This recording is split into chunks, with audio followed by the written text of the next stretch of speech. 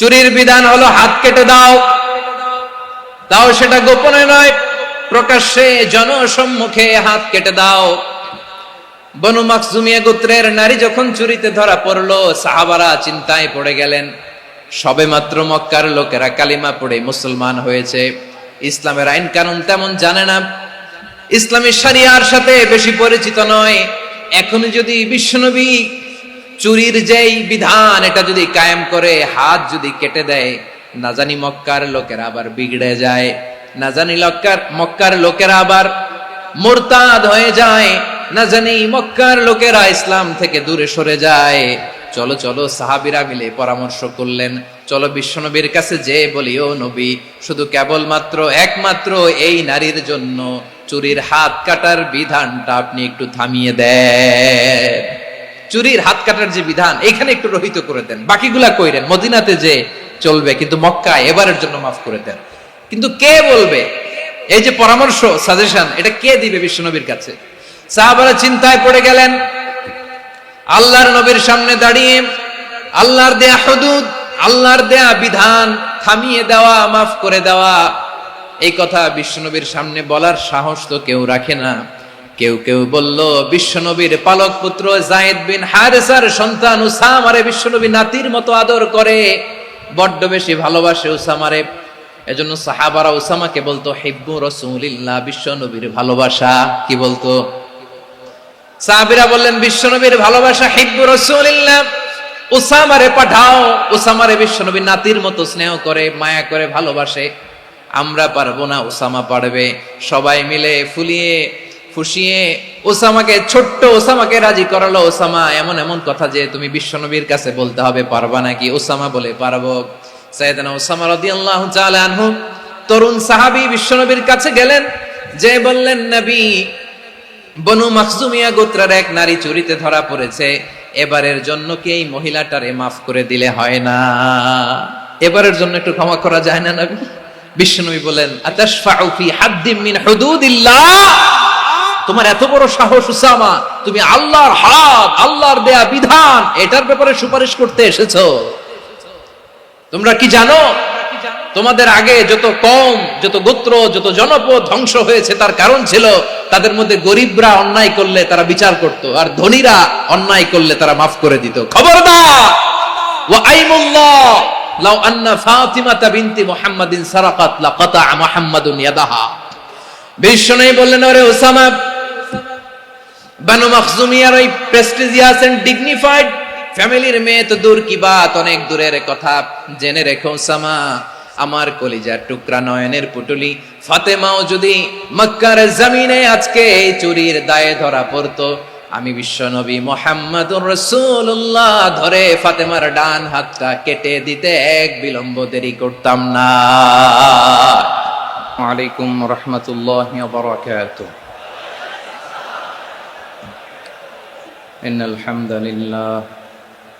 হামদালিল্লাহি নাহমাদুহু ওয়া নাস্তাঈনুহু ওয়া নাস্তাগফিরুহু ওয়া নু'মিনু বিহি ওয়া নাতাওয়াক্কালু আলাইহি ওয়া না'উযু বিল্লাহি মিন শুরুরি আনফুসিনা ومن سيئات أعمالنا من يهده الله فلا مضل له ومن يضلل فلا هادي له أي فلن تجد له وليا مرشدا ونشهد أن لا إله إلا الله وحده لا شريك له هو الذي لا ضد له ولا ند له لا مثل له ولا مثيل له لا وزير له ولا كفيل له لا شبه له ولا شبيه له لا ولد له ولا والد له وهو الواحد الفرد الصمد لم يلد ولم يولد ولم يكن له كفوا أحد ونشهد أن سيدنا ونبينا وحبيبنا وبشيرنا ونذيرنا وطبيبنا وطبيب قلوبنا وحبيبنا وحبيب ربنا محمدا عبد الله ورسوله أرسله بالحق بشيرا ونذيرا وداعيا إلى الله بإذنه وسراجا منيرا أما بعد فقد قال الله تعالى في كلامه المجيد وفي فرقانه الحميد أعوذ بالله من الشيطان الرجيم بسم الله الرحمن الرحيم إن الله يأمر بالعدل والإحسان وإيتاء ذي القربى وينهى عن الفحشاء والمنكر والبغي يعظكم لعلكم تذكرون إن الله وملائكته يصلون على النبي يا أيها الذين آمنوا صلوا عليه وسلموا تسليما اللهم صل على محمد وعلى آل محمد كما صليت على إبراهيم وعلى آل إبراهيم إنك حميد مجيد اللهم بارك على محمد وعلى آل محمد كما باركت على إبراهيم وعلى آل إبراهيم إنك حميد مجيد সকল প্রশংসার মালিককে সকল ক্ষমতার উৎসকে কেউ যেটা পারে না পারে কে কেউ যেটা দেখে না দেখে কে কেউ যেটা শোনে না শোনে কে সে আল্লাহ তাআলার দরবারে আমরা শুকরগুজার হচ্ছি সবাই পড়ে নিচ্ছি কালিমাতুশ শুকর আলহামদুলিল্লাহ প্রিয় চট্টলাবাসী গলা ছেড়ে দিয়ে আওয়াজ করে একসাথে সবাই পড়ুন রব্বানা লাকাল হামদ হামদান কাসীরান طيبا مباركا فيه يا ربي لك الحمد كما ينبغي لجلال وجهك وعظيم سلطانك لك الحمد بالإيمان لك الحمد بالإسلام لك الحمد بالقرآن আল্লাহ রাব্বুল ইজ্জা ওয়াল জালালের দরবারে শুকরিয়া জ্ঞাপনের পাশাপাশি আমি আজকের এই ঐতিহাসিক চট্টগ্রামের প্যারেড ময়দানে আয়োজিত 5 দিন ব্যাপী তাফসিরুল কোরআন মাহফিলের যারা সম্মানিত আয়োজক বৃন্দ ইসলামী সমাজ কল্যাণ পরিষদ চট্টগ্রামকে অন্তরের অন্তঃস্থল থেকে ধন্যবাদ এবং মোবারকবাদ জানাতে চাই যারা দীর্ঘ কয়েক মাস ব্যাপী অনেক কষ্ট করে অনেক ডিজাইন করে অনেক প্ল্যান প্রোগ্রাম করে এরকম চমৎকার একটি কোরআনের বাগানকে সাজিয়েছে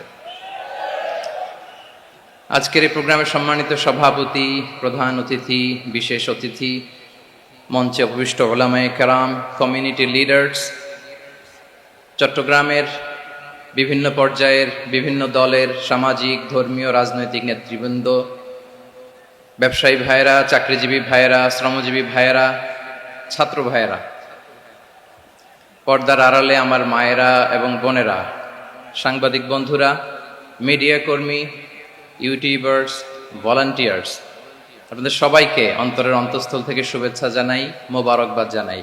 আপনারা সবাই কেমন আছেন? সবাই ভালো আছেন?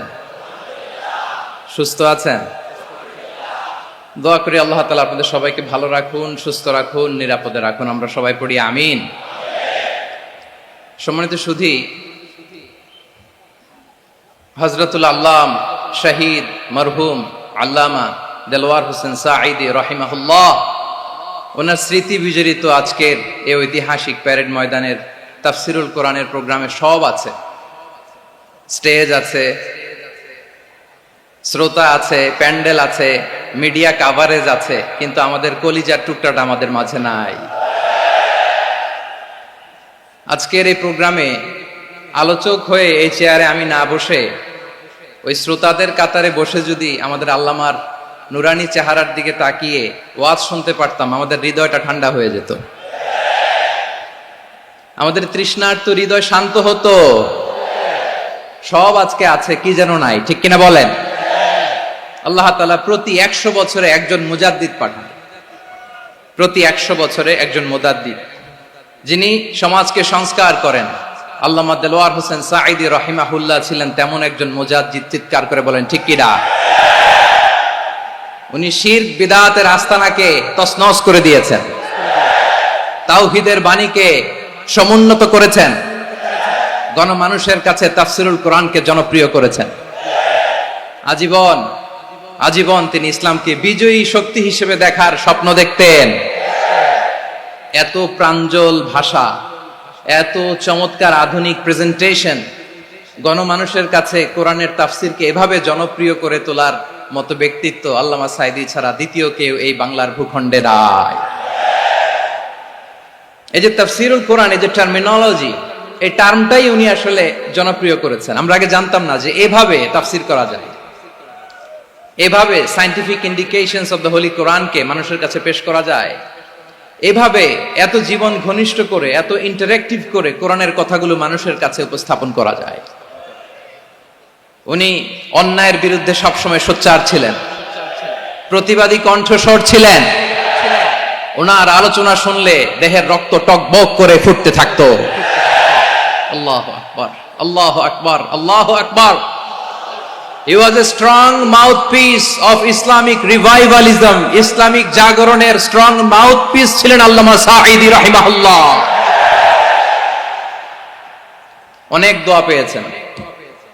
আমরা পড়েছি, এমন জীবন তুমি করিবে গঠন, মরণে হাসিবে তুমি, কাঁদিবে ভুবন। গোটা বিশ্বকে তিনি কাঁদিয়েছেন। আল্লামা যখন ইন্তেকাল করলেন, আমি তখন মালয়েশিয়া থেকে যুক্তরাষ্ট্রে একটা কনফারেন্সে যোগ দিতে যাচ্ছি, কাতার এয়ারলাইন্সে। মালয়েশিয়া থেকে দোহাতে নামলাম। দোহায় যখন আমার ট্রানজিট, তখন শুনতে পেলাম যে আল্লামা বিদায় নিয়েছেন। সোশ্যাল মিডিয়ায় শুনে বিশ্বাস করতে পারলাম না। মুহূর্তের মধ্যেই মাসুদ সাঈদী ভাইকে মেসেজ করলাম, উনি কোনো উত্তর দিতে পারলেন না। মাসুদ ভাইয়ের সাথে যখন কোলাকুলি করি, আমাদের শামীম ভাইয়ের সাথে যখন কোলাকুলি করি, মনে হচ্ছে আল্লামা সাঈদীর ঘ্রাণ পাই। শরীরটা লিটারালি কাঁপছিল, নিজেকে মানাতে পারছিলাম না, বিশ্বাস করতে পারছিলাম যে আসলে আল্লামা বিদায় নিয়েছেন। ইন দ্য মিন টাইম আমার সেকেন্ড ফ্লাইট দোহা টু নিউ ইয়র্ক, 12 ঘন্টার ফ্লাইটে উঠলাম। ইন্টারনেট থেকে বিচ্ছিন্ন হলাম। নামার পরে শুনলাম আল্লাহু আকবার, যেখানে ওনাকে কবরস্থ করার কথা ছিল সেখানেও কবর দিতে দেয়া হয় নাই। ছবিগুলো দেখতে লাগলাম, হাসিমাখা মুখ, হাসিমাখা নিথর দেহটা, মরণে হাসিবে তুমি, কাঁদিবে ভুবন। From east to west, from north to south, the entire globe, গোটা বিশ্ব ওনার জন্য কেঁদেছে, গোটা বিশ্ব কেঁদেছে। কাবার গিলাফ ধরে ধরে মানুষ চিৎকার করেছে। এর চেয়ে শ্রেষ্ঠ মৃত্যুকার হতে পারে? আমাদের আল্লামার আর কি পাওয়ার ছিল বলেন? আর কি পাওয়ার ছিল? কুল্লু নাফসিন যায়িকাতুল মাউত, যারাই দুনিয়াতে আসবে তারা ইন্তেকাল করবে, এটা আমরা মেনে নেই, এটা আমরা জানি। কিন্তু অবাক করা বিষয় হচ্ছে আমরা আজও জানি না আমাদের আল্লামার মৃত্যু কি স্বাভাবিক হয়েছে নাকি এটা পরিকল্পিত মেডিকেল কিলিং ছিল। এটা যে পরিকল্পিত মেডিকেল কিলিং ছিল এটা ধারণা করার পেছনে অনেক কারণ আছে। তিনি আধিপত্যবাদের বিরুদ্ধে সোচ্চার ছিলেন, ফ্যাসিবাদের বিরুদ্ধে সোচ্চার ছিলেন, রাজনৈতিক প্রতিহিংসার শিকার ছিলেন। এজন্য এটা মেডিকেল কিলিং হতে পারে এ ধারণা আমরা করতেই পারি। আওয়াজ করে বলেন ঠিক কিনা? যে সময়টা আমরা কাটাচ্ছি এত সুন্দর সময় বাংলাদেশ আর পাবে না। আমাদের জন্মের পর থেকে এরকম চমৎকার সময় আমরা পাই নাই। এটাই আসল সময়। আমরা ইন্টারিম গভর্নমেন্টের কাছে দাবি জানাই উচ্চতর তদন্ত কমিটি করে এটা কি হত্যাকাণ্ড ছিল নাকি স্বাভাবিক মৃত্যু ছিল এই রিপোর্ট গণমানুষের কাছে প্রচার করে জানাতে হবে। এই দাবির সাথে কি সবাই আপনারা একমত? কারা কারা একমত হাত তুলে দেখান।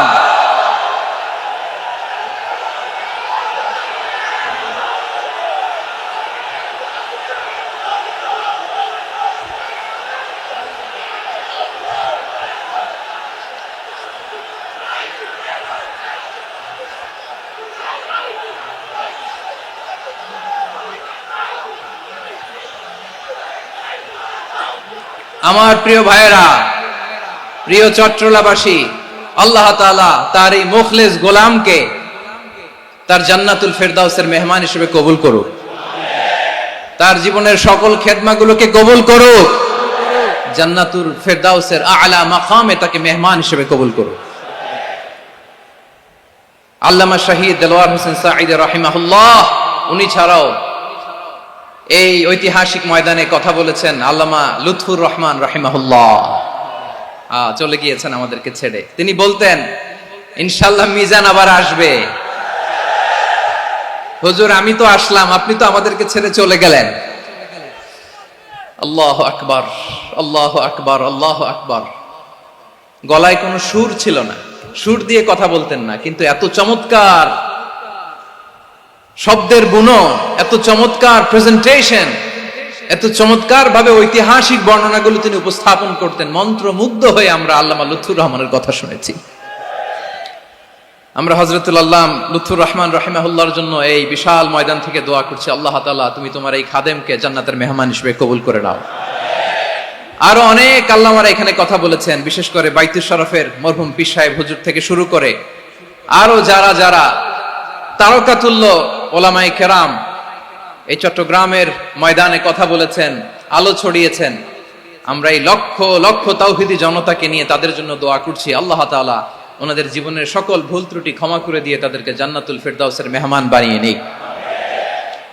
আমরা এই ঐতিহাসিক প্যারেড ময়দানের প্রোগ্রাম থেকে স্মরণ করতে চাই 24-এর ছাত্র নাগরিক অভ্যুত্থানে আমার যে সমস্ত ছাত্র নাগরিক ভাইয়েরা দেহের তাজা রক্ত বিলি দিয়ে নতুন বাংলাদেশ আমাদেরকে উপহার দিয়েছে। বিশেষ করে আপনাদের এই চট্টগ্রামের শহীদ ফাইসাল, শহীদ ওয়াসিম সহ সকল শহীদকে আল্লাহ তাআলা কবুল করুক। আমরা সবাই পড়ি আমিন। প্রিয় ভাইয়েরা, আমি নগণ্য একজন কোরআনের ছাত্র, এত বিশাল মঞ্চে এত বড় প্ল্যাটফর্মে কথা বলা আমার জন্য সাজে না। তারপরও আমাদের মুরব্বীরা আমাদের ডানে বায়ে বসে আছেন, ওনাদের আদেশ ক্রমে, ওনাদের অনুমতি ক্রমে কিছু কথা আজকের এই ঐতিহাসিক প্রোগ্রামে আপনাদের সামনে উপস্থাপন করার চেষ্টা করব। ওমা তাওফীকি ইল্লা বিল্লাহ। প্রিয় ভাইয়েরা, 5 দিন ব্যাপী এই তাফসীরুল কোরআনের প্রোগ্রামে অনেক ওলামা হযরত কথা বলেছেন। যারা কোরআন সুন্নাহ থেকে আমাদেরকে কোরআনের কথাগুলো শোনালেন, আমরা যেন সেগুলো আমল করতে পারি, আল্লাহ আমাদেরকে তৌফিক দান করুক। শুরুতে আমাদের নিয়তটাকে খালেস করে নেওয়া দরকার। এই যে গ্যাদারিং, এই যে হিউজ শোডাউন, এগুলো যদি আমাদের নিজেদেরকে পরিবর্তন না করে তাহলে এতে কোনো লাভ নাই। জোরে বলেন ঠিক কিনা? এই প্রোগ্রাম যদি আমাদের জীবনকে পরিবর্তন করে, আমাদের চিন্তার ডিএনএ কে চেঞ্জ করে দেয়, তাহলেই চট্টগ্রামের প্যারেড ময়দান সার্থক।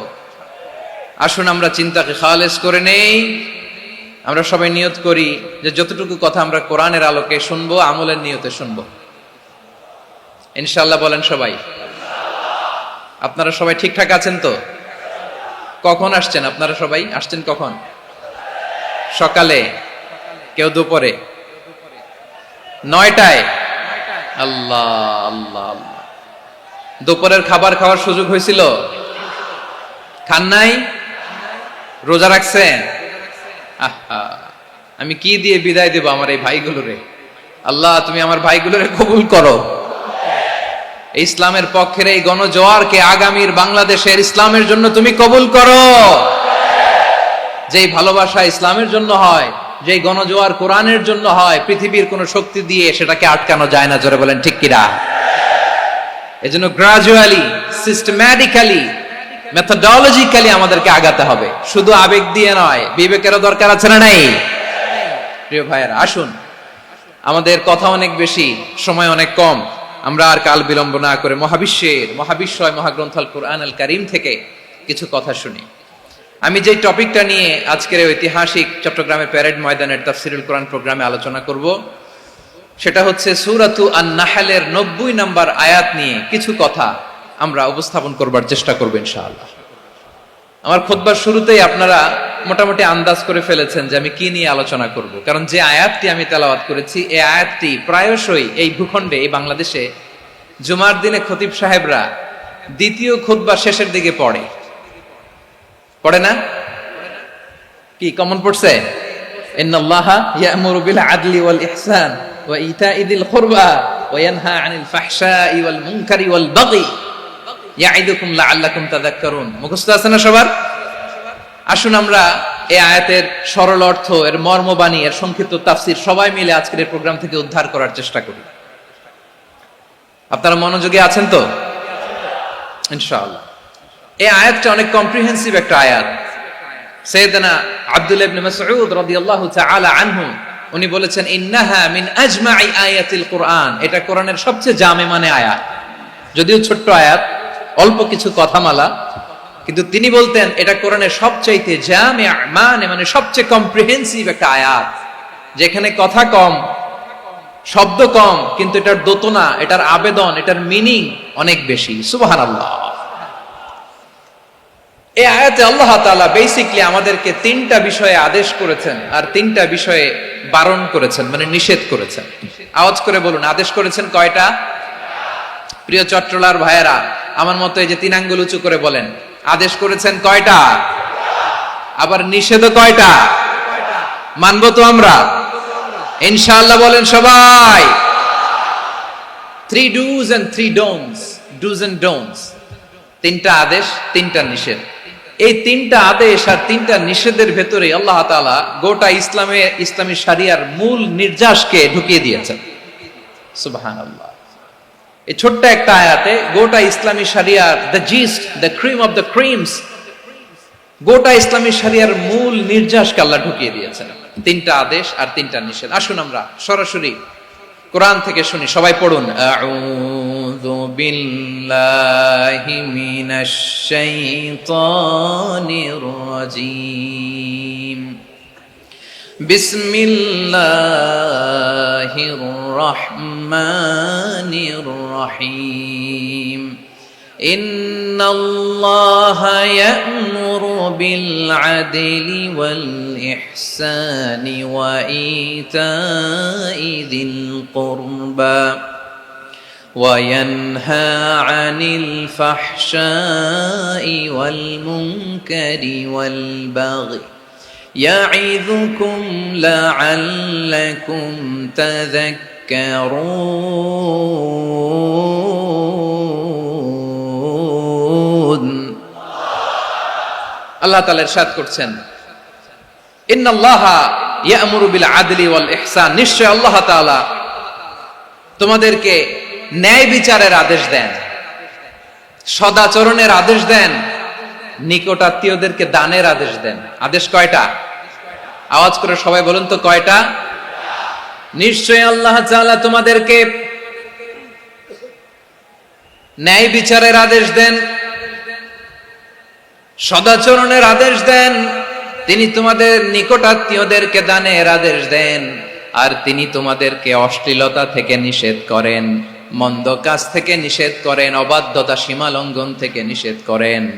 তিনি তোমাদেরকে উপদেশ দেন যাতে তোমরা শিক্ষা গ্রহণ করো। সুবহানাল্লাহ।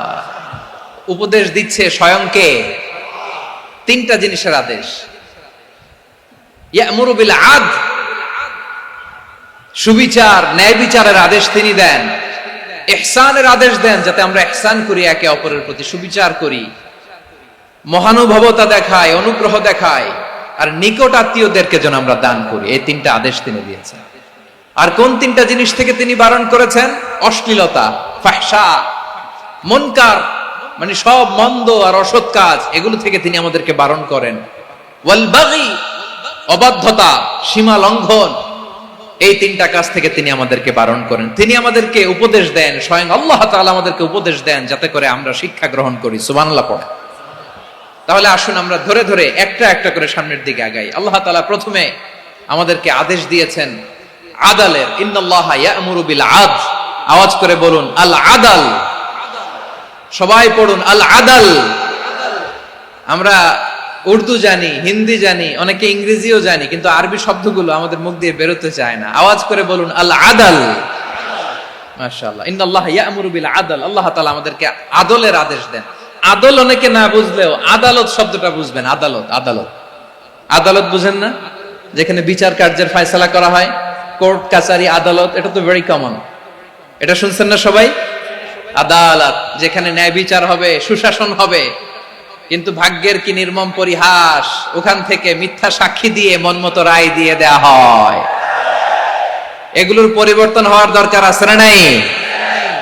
প্রিয় ভাইয়েরা, আদালত, আল আদল, ইংরেজিতে বলে জাস্টিস, ন্যায় বিচার, সুবিচার, সুশাসন, জাস্টিস, আল আদল, সব জায়গায় এই জাস্টিস থাকা দরকার। Justice should be prevailed in the society.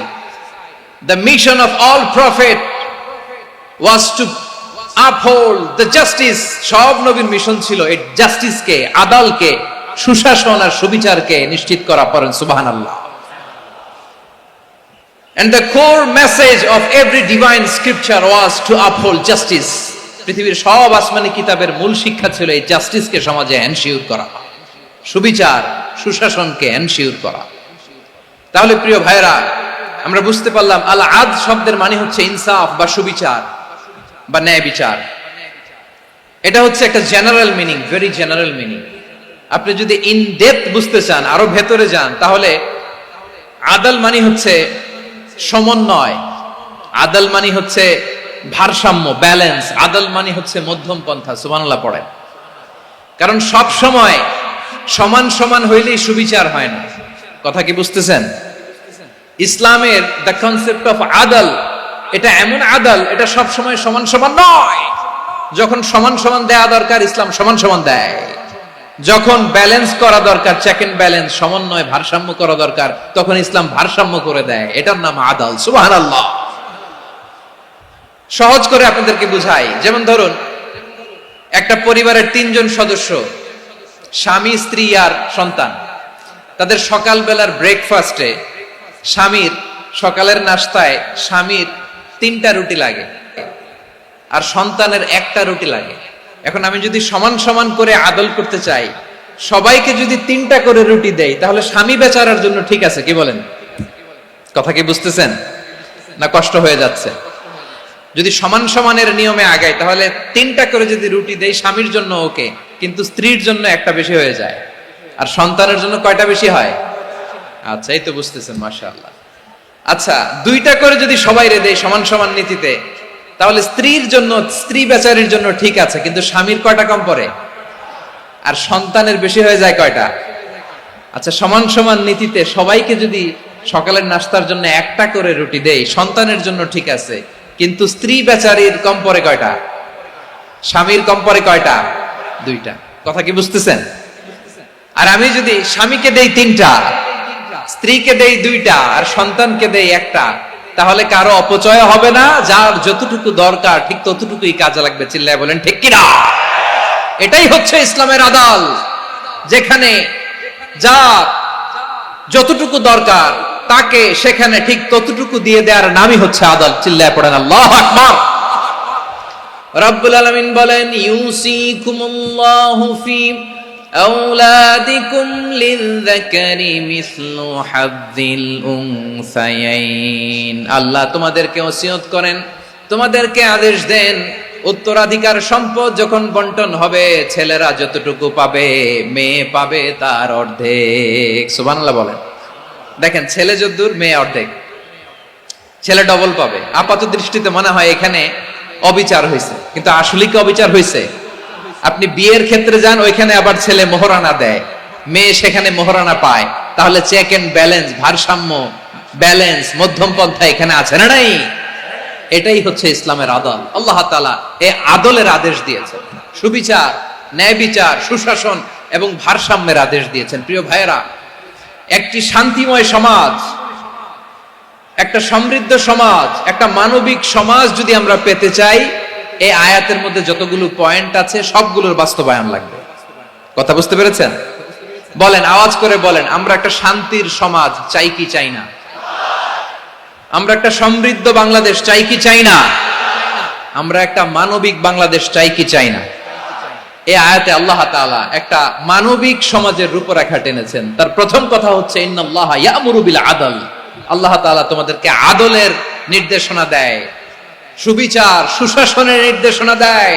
যে সমাজে আদল থাকে না, সেই সমাজে জুলুম মানুষের ঘাড়ে চেপে বসে। আদলের বিপরীত হচ্ছে জুলুম। আদলের বিপরীত কি? জুলুম বা জাওর, অত্যাচার, অবিচার, বৈষম্য। এই যে বৈষম্য বিরোধী ছাত্র আন্দোলন কেমন পড়ছে? এই যে একজন সমন্বয়ক তো দেখা করলো আমার সাথে। জুলুম মানে হচ্ছে বৈষম্য। বৈষম্যের স্থান ইসলামে নাই, অবিচারের স্থান ইসলামে নাই, জুলুমের স্থান ইসলামে নাই। আল্লাহ তাআলা বলেন যে আমি জুলুমকে নিজের জন্য হারাম করেছি এবং তোমাদের জন্য হারাম করেছি। বিশ্বনবী ফরমান, আল্লাহ তাআলা বলেন হাদিসে কুদসিতে, ইয়া ইবাদি ইন্নী হারামতু যুলমা আলা নাফসি ওয়া জাআলতুহু বাইনাকুম মুহাররামান ফালা তাযালামু। আমার গোলামেরা শোনো, নিশ্চয় আমি আল্লাহ তাআলা জুলুমকে আমি আমার উপরে হারাম করেছি, অনুরূপভাবে জুলুম করাকে তোমাদের উপরেও হারাম করেছি। ফলে ফালা তাযালামু, তোমরা একে অপরের সাথে জুলুম করো না। নির্দেশনাটা কার? খবরদার, জুলুমের সাথে আমাদের কোনো সম্পর্ক নাই। আল্লাহ তাআলা আদলের আদেশ দিয়েছেন, আদালতের আদেশ দিয়েছেন, সুশাসনের, ন্যায় বিচারের আদেশ দিয়েছেন। ইন্নাল্লাহা ইয়ামুরু বিল আদল। আমাদেরকে আদল প্রতিষ্ঠা করতে হবে। জুলুমের সাথে ইসলামের কোনো সম্পর্ক নাই। আল্লাহ তাআলা জালিমদের জন্য কঠিন শাস্তি প্রস্তুত করে রেখেছেন। যারা এই আদলকে ভুলুণ্ঠিত করে জুলুমের রাস্তায় হাঁটতে চায়, তাদের প্রাপ্য কিয়ামতের ময়দানে বুঝিয়ে দিবে কে? আল্লাহ তাআলা তাদের প্রাপ্যকে বুঝিয়ে দিবেন। এজন্য বিশ্বনবী বলে, খবরদার, তোমরা ইনসাফ করবে, আদল করবে, জুলুম করবে না। আয-যুলমু যুলুমাতুন ইয়াউমাল কিয়ামা। জুলুম কিয়ামতের দিন অন্ধকার হয়ে জালিমের ঘাড়ে চেপে বসবে। আবার বিশ্বনবী বলতেন, ইত্তাকি দাওয়াতাল মাজলুম। খবরদার, তোমরা মজলুমের কান্নাকে ভয় করো। ফাইন্নাহু লাইসা বাইনাহু ওয়া বাইনাল্লাহি হিজাব। কেননা মজলুমের কান্নার মাঝে আর আল্লাহর আরশের মাঝে কোনো পর্দা থাকে না। বিশ্বাস হয়? এই কথা বিশ্বাস হয়? এর জলজন্ত প্রমাণ তো আমরা নিজেরাই দেখলাম। হ্যাঁ, মজলুমের কান্না ফুলে ফেপে মহিরুহ হয়ে, পাহাড়ের মতো হয়ে, বিস্ফোরিত হয়ে জালিমের মসনদকে ছারখাড় করে দিয়েছে। এর প্রমাণ তো আমরা নিজেরাই তো দেখলাম। জালিমের পরিণতি কি হয় আমরা জীবদ্দশাই তো দেখলাম। এমনও কোন জুলুম নাই যে হয় নাই, ঠিক কিনা বলেন? আহারে জুলুম, আহারে জুলুম। রিসেন্টলি আয়না ঘরের কিছু ছবি প্রকাশিত হয়েছে সোশ্যাল মিডিয়ায়, দেখেছেন আপনারা? হ্যাঁ, ছোট্ট একটা জায়গা, স্বাধীন মানুষকে প্রাণীর মতো, পাখির মতো খাঁচায় বন্দি করে রেখেছে। কখন দিন কখন রাত কিচ্ছু জানে না, কখন দিন কখন রাত কিছু জানে না। বছরের পর বছর কেটে গিয়েছে। এক্সট্রা জুডিশিয়াল কিলিং এর কোনো হিসাব নাই। বিচার বহির্ভূত হত্যা, এনফোর্স ডিসঅ্যাপিয়ারেন্স, গুম, যেটা সবচাইতে বড় মানবতা বিরোধী অপরাধ। কত মানুষ যে গুম হয়েছে তার কোনো ইয়ত্তা নাই। যেই ফ্যামিলির সদস্য গুম হয়েছে, তারা কি ওই লোকটার জন্য মাগফিরাতের দোয়া করবে নাকি সুস্বাস্থ্যের দোয়া করবে তারা নিজেরাও জানতো না। কারণ জানে না ও বেঁচে আছে না মরে গেছে। আহা, বিডিআর নওজওয়ানদের যারা ছাড়া পেল দেখলাম বিনা অপরাধে, কোন অন্যায় ছাড়া, অপরাধ ছাড়া তাদের জীবন থেকে, তাদের তারুণ্যের, তাদের যৌবনের 15 বছর, 16 বছর, 17 বছর নাই। 6 মাস বয়সের ছোট বাচ্চাকে রেখে জেলে গেছে। 6 মাসের মেয়ে বেরোয় দেখে মেয়ের বয়স 17 বছর। মেয়ে বাবারে চিনে না, বাবা মেয়েরে চিনে না। মেয়েকে এখন বিয়ে দিয়ে আরেক ছেলের হাতে তুলে দিবে। মেয়ের শৈশব বাবা দেখে নাই, মেয়ের কৈশোর বাবা দেখে নাই, মেয়ের তারুণ্য দেখে নাই। আরেক যুবককে দেখলাম 14 বছরের 14 দিনের সংসার, 2 সপ্তাহের সংসার শেষে জেলে গেছে। কত যুবকের যে স্ত্রী চলে গিয়েছে ফ্যামিলি ছেড়ে, কারণ জানে না তো কবে আসবে, কি হবে, কেউ জানতো না। দাম্পত্য জীবনের মাত্র 14 দিনের স্মৃতি, এই স্মৃতিকে আঁকড়ে ধরে এক বোন 16টা বছর, 17টা বছর কাটিয়ে দিয়েছে। আমি নিউজটা দেখে ভাবলাম, আমার এই বোনের প্রতিটি দিন কিভাবে কেটেছে, প্রতিটি রাত কিভাবে কেটেছে, প্রতিটি ক্ষণ কিভাবে কেটেছে। বিশ্বনবী বলেছেন, ইত্তাকি দাওয়াতাল মাজলুম ফাইন্না লাইসা বাইনাহু ওয়া বাইনাল্লাহি হিজাব। মাজলুমের কান্নাকে ভয় করো, কারণ মাজলুমের কান্না আর আল্লাহর মাঝে কোনো পর্দা থাকে না। আমরা আর এরকম কোন জুলুম বাংলাদেশে দেখতে চাই না। জোরে বলেন ঠিক কিনা? আর কেউ নতুন করে জালিম হোক আপনারা চান? আবার নতুন করে কেউ ফ্যাসিস্ট হোক আপনারা চান?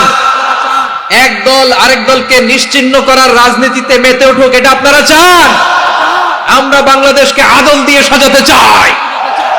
আমরা এই 56,000 বর্গ মাইলের প্রতিটা ইঞ্চি মাটিকে কোরআনের আইন দিয়ে সাজাতে চাই।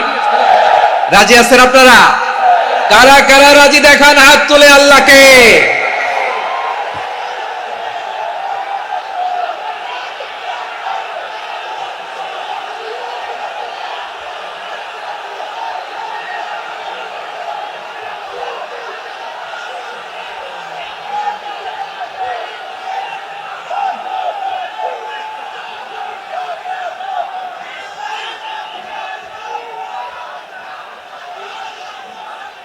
বসুন আমার প্রিয় বীর চট্টলার তৌহিদি মুসলমান, আমরা আর নতুন করে কেউ জালিম হোক এটা চাই না।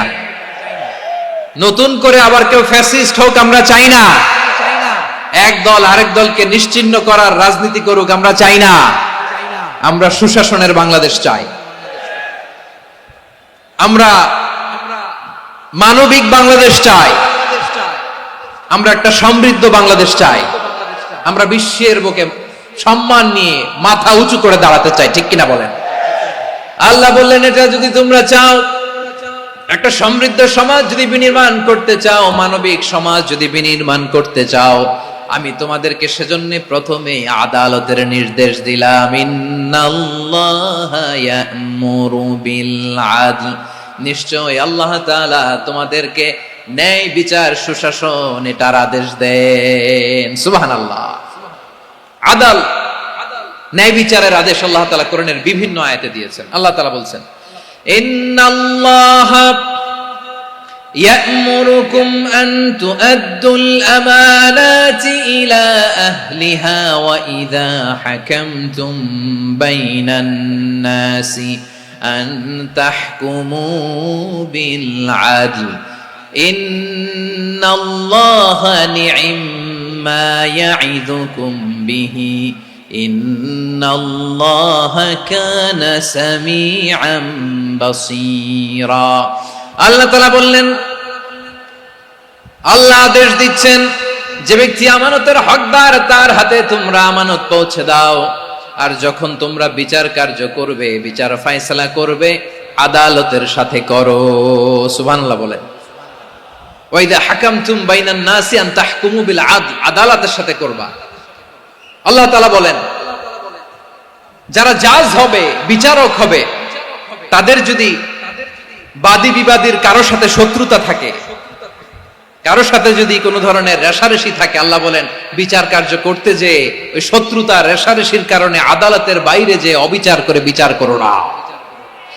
ওয়ালা ইয়াজরিমান্নাকুম শানাআনু কওমিন আলা আল্লা তা'দিলু ই'দিলু হুয়া আকরাবু লিত্তাকওয়া ওয়াত্তাকুল্লাহা ইন্নাল্লাহা খাবীরুম বিমা তা'মালুন।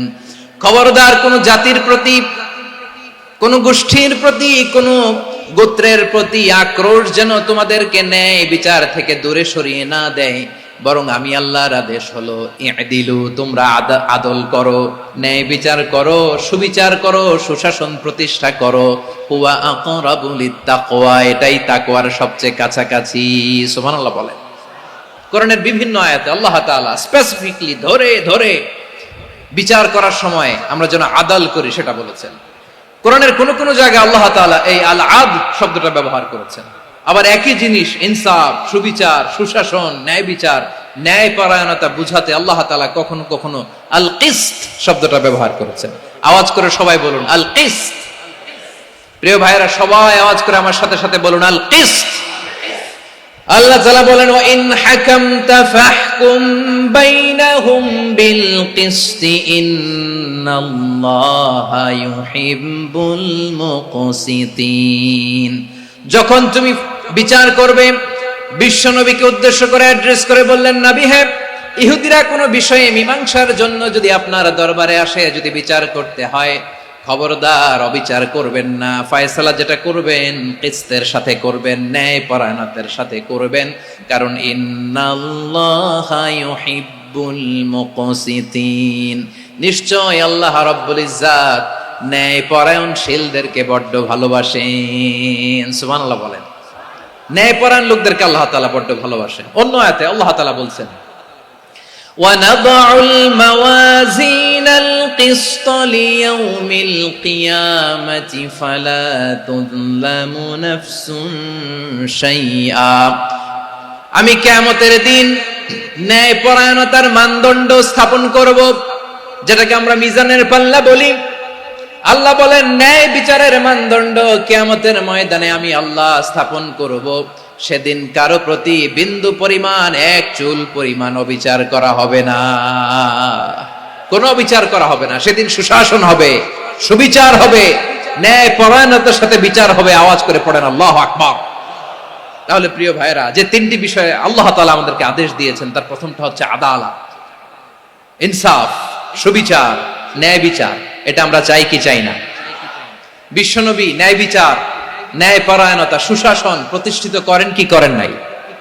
আপনারা বিশ্বনবীর সিরাত যারা পড়েছেন, আপনি দেখবেন বিশ্বনবীর সিরাতের পরতে পরতে, বাঁকে বাঁকে, সিরাতের বাঁকে বাঁকে এই আদালতের নমুনা মেলে। সুবহানাল্লাহ বলেন। ছোট্ট একটা নমুনা রাসূল সাল্লাল্লাহু আলাইহি ওয়াসাল্লামের আসিরা আল আতরা থেকে ছোট্ট একটা নমুনা আপনাদের খেদমতে এখানে উপস্থাপন করি। বিশ্বনবী সাল্লাল্লাহু আলাইহি ওয়াসাল্লাম মক্কা বিজয় করলেন ৮ম হিজরিতে। মক্কা বিজয় শেষে তিনি কয়েক সপ্তাহ মক্কাতে অবস্থান করলেন। ইন দ্য মিন টাইম মক্কার একটা ভেরি প্রেস্টিজিয়াস এন্ড ডিগনিফাইড ফ্যামিলির নারী চুরিতে ধরা পড়ল। কিসে ধরা পড়ল? সবাই বলেন কিসে? আমাদের সমাজে আসেনি এটা? আছে? ছোট না বড়? হ্যাঁ, হিসাব করে শেষ করা যায় না। ৩.৫ লাখ কোটি টাকা নাই উন্নয়ন প্রকল্পের নামে। উন্নয়ন প্রকল্পের নামে ৩.৫ লাখ কোটি টাকা নাই। ৩.৫ লাখ কোটি টাকা লিখতে পারবেন আপনি? একটা লিখতে পারবেন? বুঝতেছেন কত বড় সংখ্যা? হ্যাঁ, বনু মাখজুমিয়া গোত্রের এক নারী মক্কায় চুরিতে ধরা পড়ল। বলেন তো চুরি করলে বিধান কি? কি কাটতে হবে? চুরির বিধান হলো হাত কেটে দাও। তাও সেটা গোপনে নয়, প্রকাশ্যে জনসম্মুখে হাত কেটে দাও। বনু মাখজুমিয়া গোত্রের নারী যখন চুরিতে ধরা পড়লো, সাহাবারা চিন্তায় পড়ে গেলেন।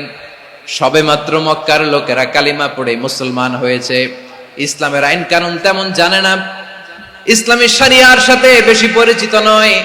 এখনই যদি বিশ্বনবী চুরির যেই বিধান এটা যদি কায়েম করে হাত যদি কেটে দেয়, না জানি মক্কার লোকেরা আবার বিগড়ে যায়, না জানি মক্কার লোকেরা আবার মুরতাদ হয়ে যায়, না জানি মক্কার লোকেরা ইসলাম থেকে দূরে সরে যায়।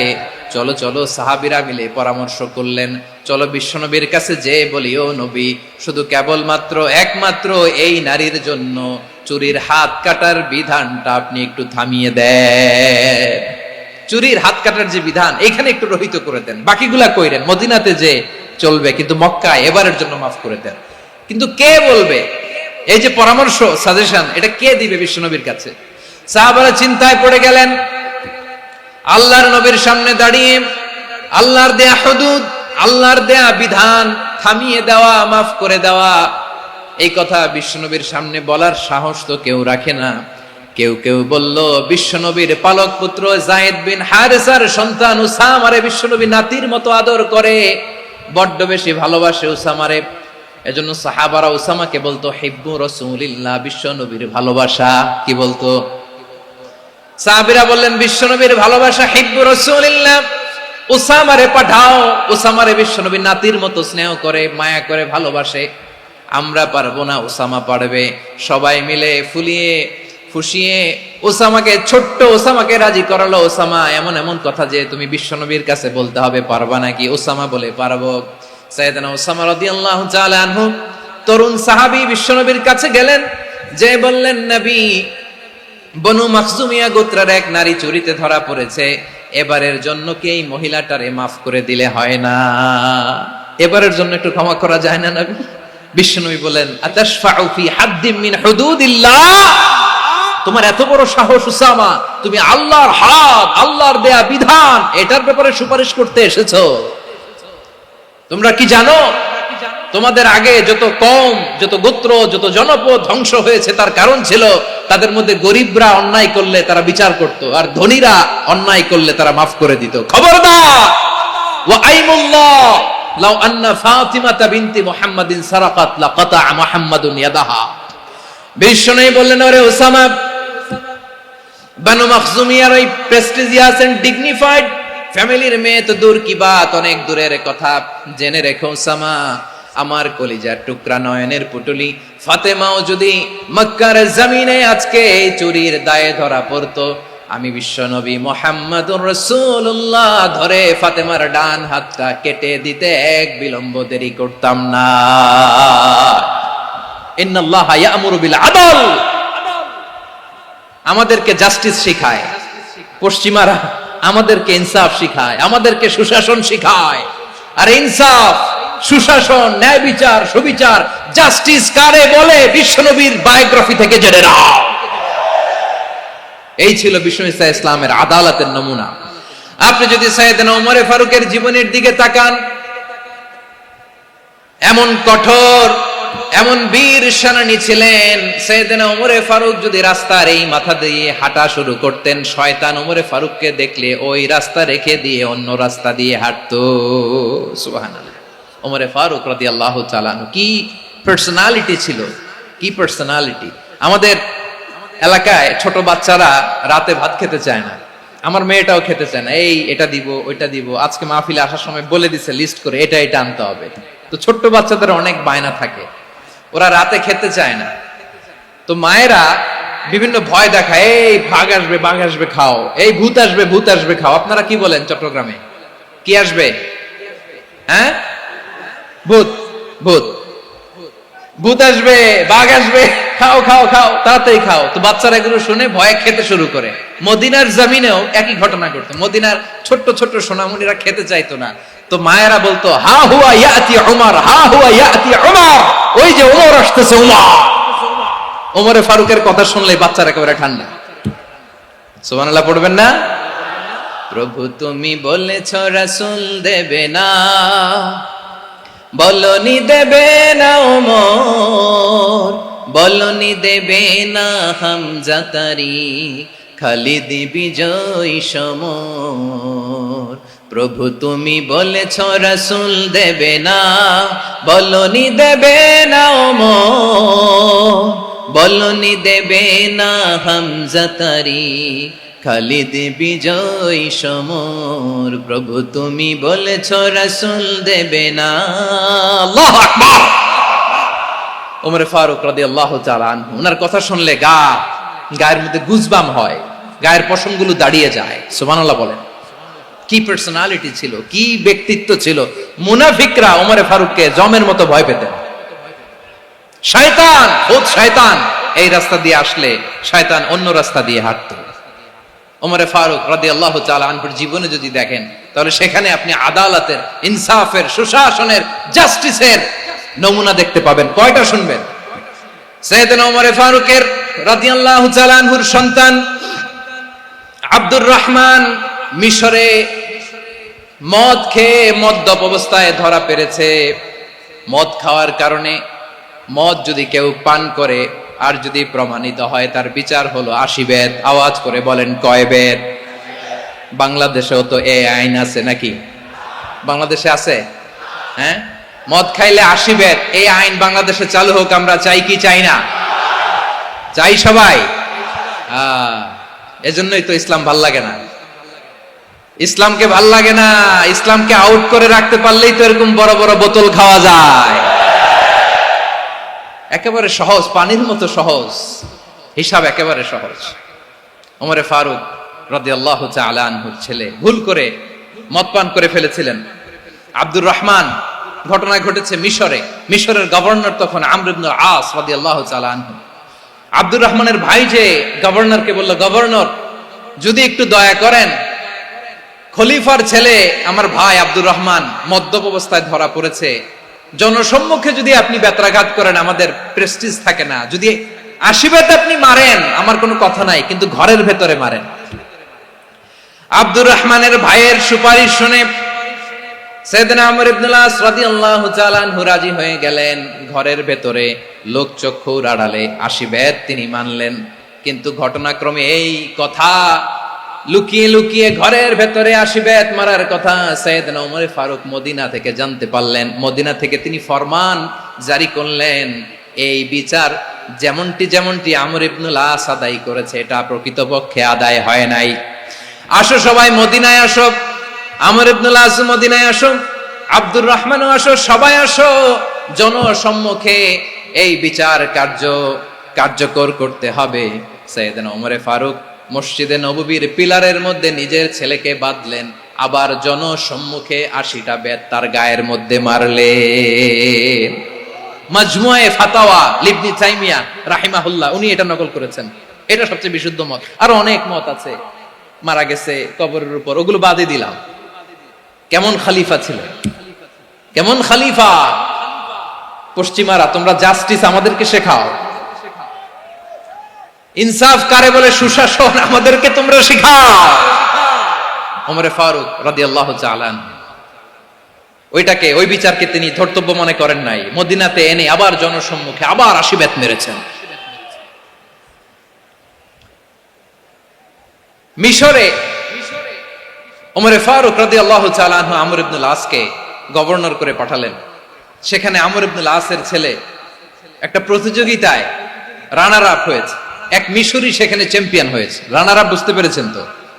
রানার আপ সেকেন্ড হয়েছে, এক মিশরি হয়েছে চ্যাম্পিয়ন প্রথম।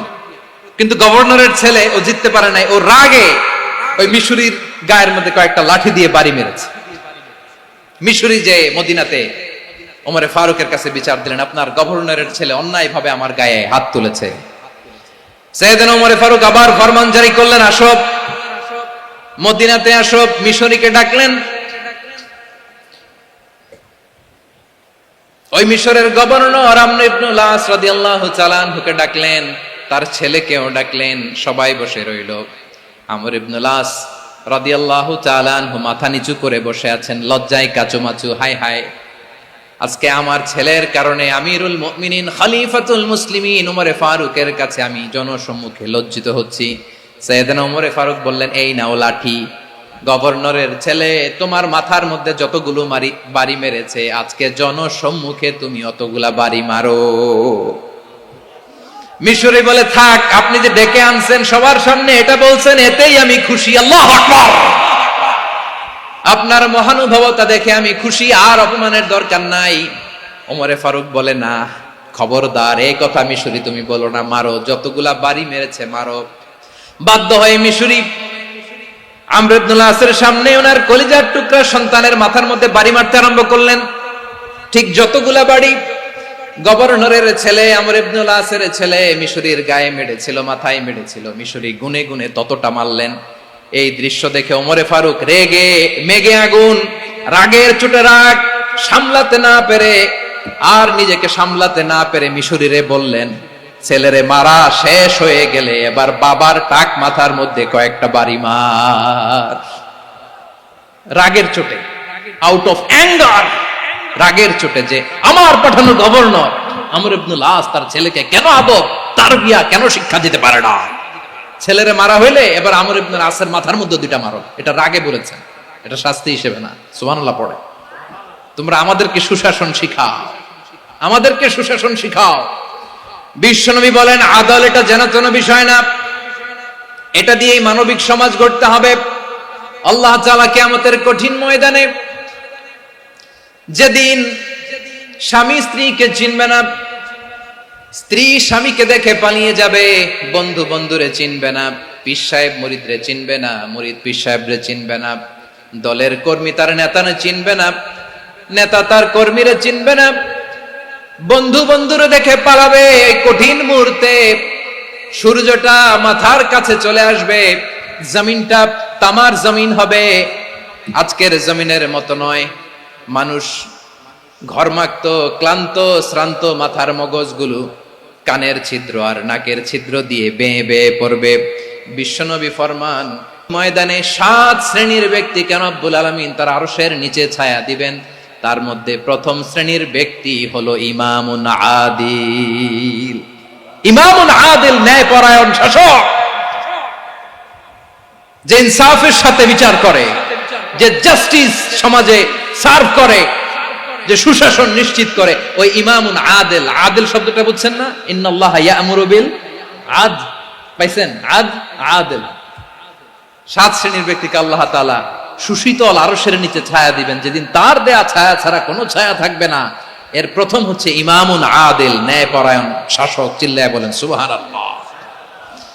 আবার বিশ্বনবী বললেন, ইন্নাল মুকসিতিনা ইনদাল্লাহি আলা মানাবিরা মিন নূর আন ইয়ামিনির রহমান। কিয়ামতের দিন যারা ন্যায়পরায়ণ হিসেবে আল্লাহর সামনে দাঁড়াবে, কিয়ামতের দিন রব্বুল আলামিন তার আরশের ডান দিকে ওই ন্যায়পরায়ণ লোকদের জন্য আরশের ডান দিকে একটা নূরের মিম্বারে তাদেরকে বসার সুযোগ করে দিবে। আল্লাহর আরশের ডান দিকে ন্যায়পরায়ণ লোকদের জন্য আল্লাহ তাআলা নূরের মিম্বার বানাবে। 4টে কেন কথা মনে করেছেন? আল আদাল, জাস্টিস। ইন্নাল্লাহা ইয়া'মুরু বিল আদল। আল্লাহ তাআলা এই আদালতের নির্দেশনা দেন, সুবিচার, সুশাসন। প্রিয় ভাইয়েরা, এটা আমরা বাংলাদেশে চাই কি চাই না? এই যে অরাজকতা, এই যে অন্যায়, এই যে জুলুম, এই যে ইনকনসিস্টেন্সি, সমাজের অসঙ্গতির প্রধান কারণ জাস্টিস নাই, সুবিচার নাই, সুশাসন নাই। শেষবারের মতো আওয়াজ করে বলেন তো, আমরা বাংলাদেশে আদল চাই কি চাই না? তাহলে প্রথম নির্দেশনা শেষ। আল্লাহ তাআলা তোমাদেরকে আদলের আদেশ দেন। এরপরে আল্লাহ বললেন, আমি তোমাদেরকে ইহসানের আদেশ দেই। ইন্নাল্লাহা ইয়া'মুরু বিল আদলি ওয়াল ইহসান। আমি তোমাদেরকে যেমনি আদলের নির্দেশনা দেই, তেমনি ভাবে তোমাদেরকে ইহসানের নির্দেশনা দেই। ইহসান, আওয়াজ করে সবাই বলেন তো ইহসান। সবাই বলেননি, সবাই বললে এতটুকু আওয়াজ হবে আমি বিশ্বাস করি না। আওয়াজ করে বলুন আল ইহসান। ইহসান মানে কারো প্রতি সফট হার্টেড হওয়া, মহানুভব হওয়া, অনুগ্রহ পরায়ণ হওয়া, অনুগ্রহশীল হওয়া, একে অপরের প্রতি দয়াদ্র হওয়া। একে অপরের প্রতি দয়াদ্র, অনুগ্রহশীল হওয়া ছাড়া মানবিক সমাজ কশিনকালেও গঠন করা সম্ভব না। প্রিয় ভাইয়েরা, সুন্দর আচরণ দিয়ে, ইহসান দিয়ে যা জয় করা যায়, নরম আচরণ দিয়ে যেটা অর্জন করা যায়, কঠোরতা দিয়ে সেটা পারা যায় না। বিষ্ণু ঈসা ইসলাম ইহসান দিয়ে, কোমল আচরণ দিয়ে, তার অনুগ্রহ দিয়ে তিনি অনেক কাফিরের হৃদয়কে জয় করে ফেলেছেন। সাইয়েদনা সুমামা ইবনে উসাল রাদিয়াল্লাহু তাআলা আনহুর কথা মনে পড়ে যায়। তিনি ছিলেন ইয়ামামার বাদশা। মদিনাতে বিশ্বনবীকে হত্যা করার নিয়তে এসেছিলেন। গোপনে গোপনে বিশ্বনবীকে হত্যা করে আবার ইয়ামামাতে তিনি ফিরে যাবেন। কিন্তু কি অবাক করা কাণ্ড, হত্যা করতে পারে নাই, সাহাবাদের হাতে তিনি ধরা পড়ে গেলেন। সাইয়েদনা সুমামা ইবনে উসাল রাদিয়াল্লাহু তাআলা আনহু হত্যার নিয়তে আসলেন, কিন্তু হত্যা করতে পারলেন না। সাহাবারা ওনাকে ধরে ফেললেন, ধরে মসজিদে নববীর পিলারের মধ্যে বেঁধে রাখলেন। সুমামা ইবনে উসাল, সিরাত থেকে শোনেন, সিরাত থেকে শোনাচ্ছি। রাদিয়াল্লাহু তাআলা আনহু ইয়ামামার অধিপতি ছিলেন। ইয়ামামা বিশ্বনবীকে হত্যার জন্য আসছেন, ধরা পড়ে গেছেন, এখন মসজিদে নববীতে বেঁধে রাখছে, তার মানে বন্দী। তো এখন স্ট্যাটাস কি? বন্দী, ক্যাপটিভ। তো বিষ্ণু ইসলাম সাহাবাদেরকে বললেন তার খোঁজ খবর নিও, সুমামা ইবনে উসালের খোঁজ খবর নিও। সাহাবারা বলেন, ইয়া রাসূলুল্লাহ, আপনাকে হত্যা করতে এসেছে, তার তো কঠিন ক্যাপিটাল পানিশমেন্ট হওয়া দরকার, কঠিন শাস্তি হওয়া দরকার। বিশ্বনবী বললেন, না, আমি যেটা জানি তোমরা সেটা জানো না, তোমরা সুমামার সাথে ভালো আচরণ করো। বিশ্বনবী সুমামার কাছে গেলেন। প্রথম দিন যে তিনি কালেমার দাওয়াত দিলেন, ইমানের দাওয়াত দিলেন, ইসলামের দাওয়াত দিলেন, রিসালাতের দাওয়াত দিলেন, আখিরাতের দাওয়াত দিলেন।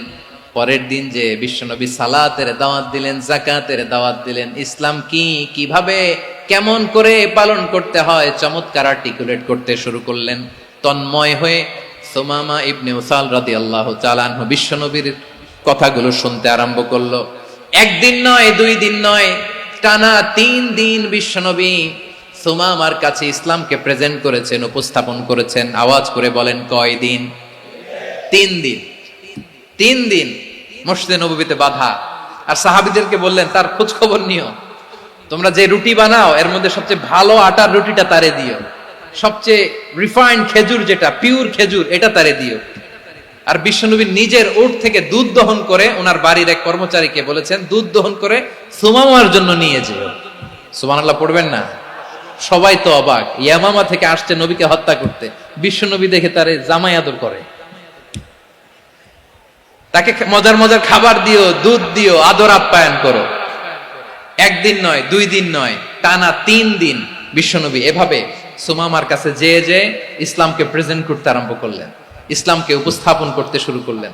আর তাকে চমৎকার এন্টারটেইনমেন্ট, আপ্যায়ন দিতে আরম্ভ করলেন। টানা 3 দিন যখন ইসলামের দ্য বিউটিজ অফ ইসলাম, ইসলামের সুমহান বাণী, সৌন্দর্য তার কাছে উপস্থাপন শেষ, তাকে আপ্যায়ন শেষ, বিশ্বনবী বললেন সাহাবাদেরকে, যাও এবার সুমামার হাতের পায়ের রশি দুটো খুলে দাও। সাহাবারা বললেন, ইয়া রাসূলুল্লাহ, কি বলেন আপনি? ও তো হত্যাকারী, সুযোগ পায় নাই, আপনারে মারতে পারে নাই, ছেড়ে দিলে আবার ও আপনার উপর তলোয়ার নিয়ে ঝাঁপিয়ে পড়বে। নবী, এই সিদ্ধান্ত আপনি নিতে যাবেন না। বিশ্বনবী বললেন, যেটা বলেছি সেটা করো, সুমামার রশিগুলো ছেড়ে দাও, সুমামার হাতে পায়ের রশিগুলো যে তোমরা খুলে দাও। সাহাবারা তর্ক জুড়ে দিলেন, লা ইয়া রাসূলুল্লাহ, এমনটা করবেন না, তো ভয়ঙ্কর, ভয়ঙ্কর খুনি, কি জানি কি হয়ে যায়। বিশ্বনবী বললেন, না, তার হাতে পায়ের রশিগুলো খুলে দাও। সাহাবারা বিশ্বনবীর কথা মতো তার হাতে পায়ের রশিগুলো খুলে দিল। সুমামা মুহূর্তের মধ্যে মসজিদে নববী থেকে বের হয়ে ইয়ামামায় ফিরে না যে মসজিদে নববীর পাশে একটা খেজুর বাগান ছিল, সেখানে চলে গেলেন। সেখানে একটা ছোট্ট কুয়া ছিল, কুয়ার পানি দিয়ে তিনি গোসল করলেন। সুবহানাল্লাহ পড়েন। কুয়ার পানি দিয়ে গোসল করে মসজিদে নববীর সামনে এসে বিশ্বনবী এবং সাহাবাদের সামনে দাঁড়িয়ে সাব্বাবা উঁচু করে বললেন, আশহাদু আল্লা ইলাহা ইল্লাল্লাহ ওয়া আশহাদু আন্না মুহাম্মাদান আবদুহু ওয়া রাসূলুহু। আল্লাহু আকবার। আমি সাক্ষ্য দিচ্ছি আল্লাহ ছাড়া কোনো ইলাহ নাই, আর মুহাম্মদ আল্লাহ তাআলার প্রেরিত বান্দা এবং রাসূল।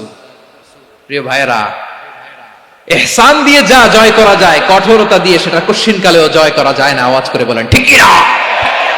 এবার সুমামা দাঁড়িয়ে বলে, ওগো নবী, আমি তো কালিমা পড়ে মুসলমান হয়ে গেলাম, এবার শোনেন, এই মুহূর্তের আগে আপনার চেহারার চাইতে নিকৃষ্ট কোনো চেহারা আমার কাছে ছিল না, কিন্তু শাহাদা পাঠ করার পরে আপনার চেহারার চাইতে উত্তম শ্রেষ্ঠ কোনো চেহারা আমার কাছে আর নাই। ও নবী, আজকের দিনের আগে ইসলাম ধর্মের চেয়ে নিকৃষ্ট অপছন্দনীয় কোনো ধর্ম আমার কাছে ছিল না, কিন্তু এই মুহূর্ত থেকে ইসলামের চেয়ে সেরা শ্রেষ্ঠ পছন্দনীয় কোনো ধর্ম আমার কাছে নাই। নবী গো, আজকের দিনের আগে মদিনার চাইতে অপছন্দনীয় নিকৃষ্ট কোনো শহর আমার কাছে ছিল না, কিন্তু এই মুহূর্তের পর থেকে মদিনার চাইতে কোনো শ্রেষ্ঠ শহর আমার জানা নাই। সে ছিল গমের বড় ডিলার, গম বেচতো। কি বেচতো? তার গম কিনে মক্কার লোকেরা রুটি খাইতো। সে ঘোষণা দিল, আজকে থেকে মক্কাবাসীদের জন্য সব গম আমি হারাম করে দিলাম, মক্কাবাসী এখন না খেয়ে মরে। সুবহানাল্লাহ পড়বেন না?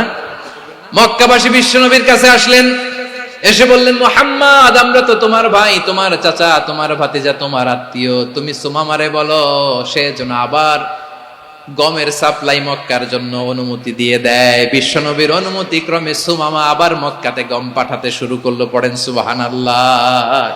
ইহসান, ইহসান দিয়ে আপনি যেটা জয় করতে পারবেন, you can win the heart of your enemies. ইহসান দিয়ে আপনি আপনার শত্রুর হৃদয়কে জয় করতে পারবেন। আওয়াজ করে বলেন ঠিক কিনা? এজন্য আল্লাহ বললেন, ওয়া আনফিকু ফি সাবিলিল্লাহি ওয়া লা তুলকু বিআইদিকুম ইলাত তাহলুকা ওয়া আহসিনু ইন্নাল্লাহা ইউহিব্বুল মুহসিনিন। তোমরা আল্লাহর রাস্তায় দান করবে আর নিজেরা নিজেদেরকে ধ্বংসের হাতে ঠেলে দিও না। তোমরা একে অপরের প্রতি ইহসান করবে, কারণ ইহসানকারীদেরকে আল্লাহ বড্ড ভালোবাসেন। সুবহানাল্লাহ পড়েন। আবার সূরা রহমানে আল্লাহ বললেন, হাল জাযাউল ইহসানি ইল্লাল ইহসান ফাবিআইয়ি আলা, সবাই পড়েন, ফাবিআইয়ি আলাই রাব্বিকুমা তুকাযযিবান। ইহসানের প্রতিদান হিসেবে ইহসানি হয়। বিশ্বনবী সুমামার প্রতি যেমন ইহসান করেছেন, সুমামাও ঠিক তেমন ইহসান ফিরিয়ে দিয়েছে। ঠিক কিনা বলেন? তাহলে এক নম্বরে হচ্ছে আদ, ন্যায় বিচার। দুই নম্বরে সবাই বলে ইহসান, সদাচরণ। ইহসান দুই ধরনের প্রিয় ভাইরা, ইহসান ফিল ইবাদা, ইহসান ফিল মুআমালা। ইহসান ফিল ইবাদা হচ্ছে একাগ্র অনুভবে ইবাদতে ডুব দেওয়া, এর নাম ইবাদতের ইহসান। সুবহানাল্লাহ পড়ো। বিশ্বনবী বলেন, ইহসান মানে কি জানো নাকি? হাদিসে জিবরিলে সাইয়েদনা জিবরিল আলাইহিস সালাম বিশ্বনবীকে বললেন, আখবিরনি আনিল ইহসান। নবী আমাদেরকে বলেন ইহসান মানে কি? বিশ্বনবী বললেন, আনতা আবুদাল্লাহ কাআন্নাকা তারাহু ফাইন লাম তাকুন তারাহু ফাইন্নাহু ইয়ারাক। ইহসান মানে হলো এমন ভাবে তুমি আল্লাহর সামনে নিজেকে উজাড় করে ইবাদত করবে, তুমি ভাববে তুমি আল্লাহকে দেখতে পাচ্ছ। আর এটা যদি ভাবা তোমার জন্য কঠিন হয়ে যায়, অন্তত এতটুকু তুমি ভাববা যে আল্লাহ তোমাকে দেখতে পাচ্ছেন। ঠিক কিনা বলেন? ও আমার বীর চট্টলার ভাইয়েরা, কেউ যেটা দেখে না সেটা দেখে কে? এই বিশ্বাস হৃদয়ের মধ্যে আছে? নামাজে যখন দাঁড়ান এই ফিলিংসটা আনা যাবে? হ্যাঁ, এশার সালাত তো এখনো হয় নাই না? আলোচনা শেষে এশার সালাত এখানে অনুষ্ঠিত হবে, তাই না? আচ্ছা বলুন তো, আমরা এশার সালাত পর্যন্ত বেঁচে থাকবো এই গ্যারান্টি আছে কার কার? হাত তোলেন। কয়েকজন হাত তুলছে পেছনে, না বুঝে তুলে ফেলছে। এশা পর্যন্ত যে আমরা হায়াত পাবো কোনো গ্যারান্টি আছে? সবাই আওয়াজ করে বলেন, গ্যারান্টি আছে? গ্যারান্টি নাই। এজন্য বিষ্ণু ইসলাম বলেছে, এমন ভাবে নামাজে দাঁড়াও, ইবাদত করো, মনে করো হতে পারে এটাই আমার জীবনের শেষ নামাজ। Perform the salah as if this is your last and final prayer. এমন ভাবে সালাতে দাঁড়াও, ভাবো হতে পারে এটাই তোমার জীবনের শেষ নামাজ। এমন ভাবে নামাজে দাঁড়াও, ভাবো এটাই শেষ নামাজ। তাহলে নামাজে একাগ্রতা বাড়ায় দিবে কে? ফলে ইবাদতের ইহসান আমাদের অর্জিত হবে। আর মুআমালাতে ইহসান হলো, বিশ্বনবী বলেন, ইন্নাল্লাহা তাবারাকা ওয়া তাআলা কাতাবাল ইহসানা আলা কুল্লি শাই ফাইদা কাতালতুম ফাআহসিনুল কিতলা ওয়া ইযা যাবাহতুম ফাআহসিনুয যাবহা ওয়ালিয়ুহিদ্দা আহাদুকুম শাফরাতাহু ওয়ালিয়ুরিহ যাবিহাতাহু। ইহসান দুই ধরনের। আওয়াজ করে বলতে হবে, কয় ধরনের? সবাই বলুন আওয়াজ করে, কয় ধরনের? একটা হচ্ছে ইহসান ফিল ইবাদা, ইবাদতে ইহসান। ইবাদতে ইহসান কি? একাগ্র অনুভব দিয়ে ইবাদত করা, মন প্রাণ দিয়ে ইবাদত করা। আর মুআমালাতে ইহসান কি? সব কাজে, দৈনন্দিন কাজে, কর্মে, সামাজিক অ্যাক্টিভিটিতে কোমলতা প্রদর্শন করা, অনুগ্রহের সাথে সবকিছু করা। আল্লাহ তাআলা ইন্নাল্লাহা তাবারাকা ওয়া তাআলা কাতাবাল ইহসানা আলা কুল্লি শাই, তিনি সবকিছুর ব্যাপারে ইহসানকে আবশ্যক করেছেন। সবকিছু, মুমিনের সব কাজে ইহসানের পরশ থাকবে। ওয়া ইযা কাতালতুম ফাহসিনুল কিতলা, বিষ্ণুই বলেন তুমি যখন কাউকে হত্যা করো ইহসানের সাথে করো। সুবহানাল্লাহ পড়বেন না? যখন হত্যা করো তখনও ইহসানের সাথে। আচ্ছা হত্যা করবো আবার ইহসান আসবে করতে করে, তো মেরেই ফেলবো আমি, আল্লাহ, ও ভাই একজন খুন করেছে, খুনি, রাষ্ট্রীয় আইনে তার শাস্তি হয়েছে ডেথ পেনাল্টি, মৃত্যুদণ্ড।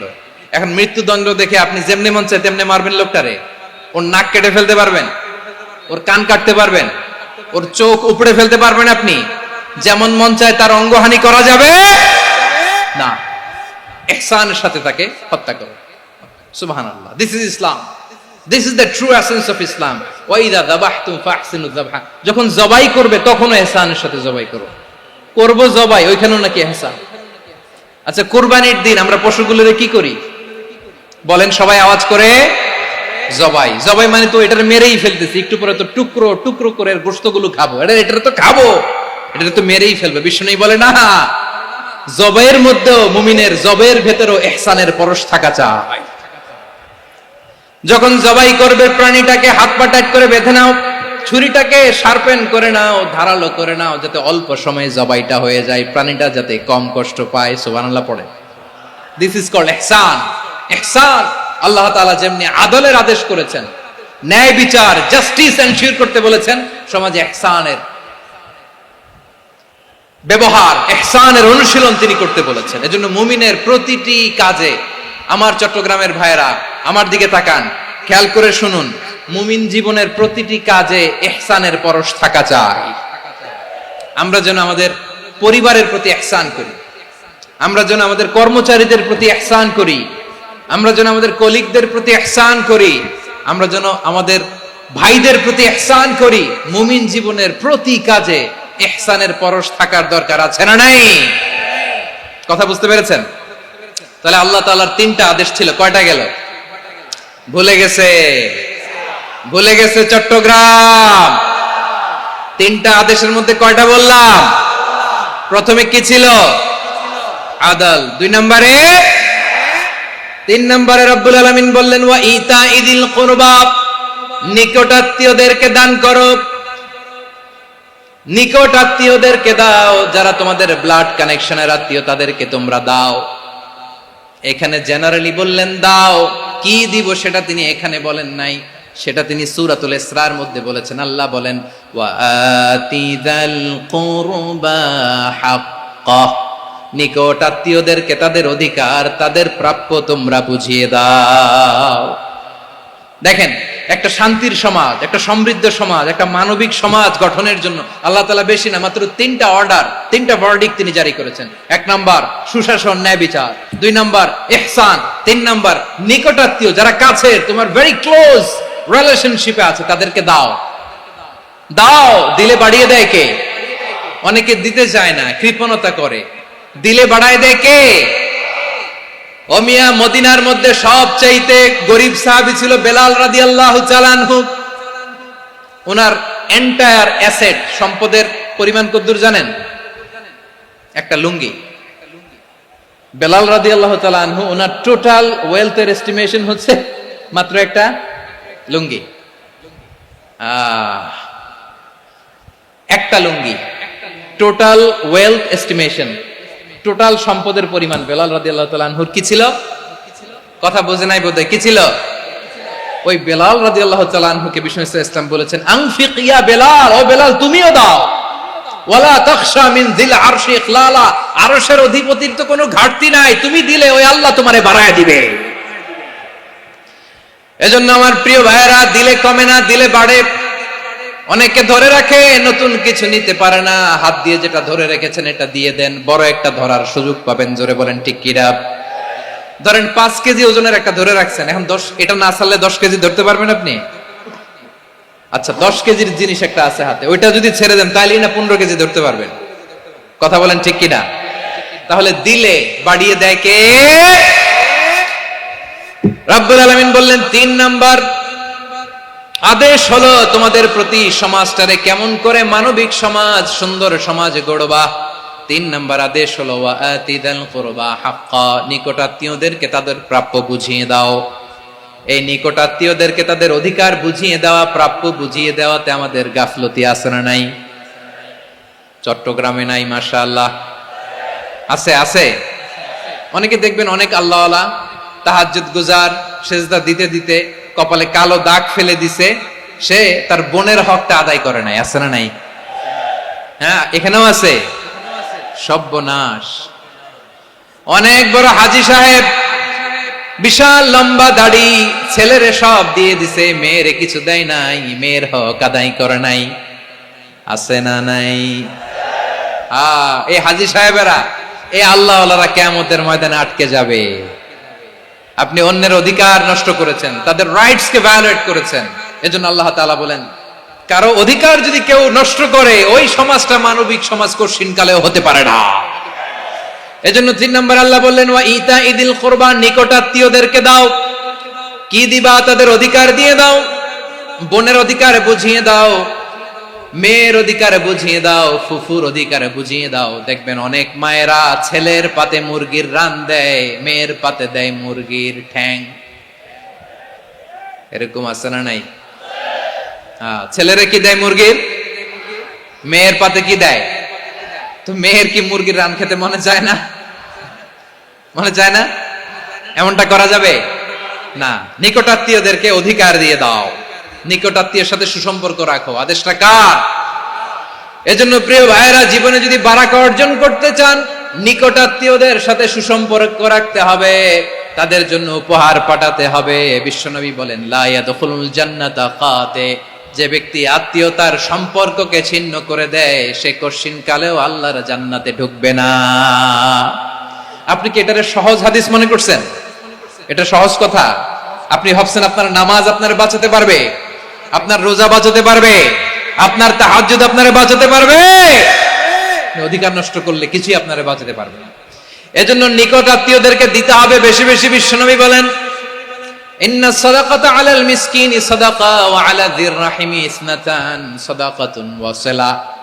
মিসকিনরে দান করলে শুধু দানের সওয়াব হয়, নিকট আত্মীয়কে দান করলে দুইটার সওয়াব হয়।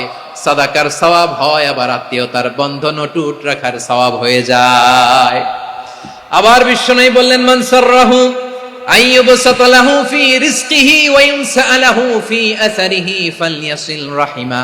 যে ব্যক্তি তার রিজিকের প্রশস্ততা চায় আর হায়াতে বরকত চায়, সে যেন তার আত্মীয়ের সাথে সুসম্পর্ক রাখে। আমার প্রিয় চট্টলার ভাইয়েরা,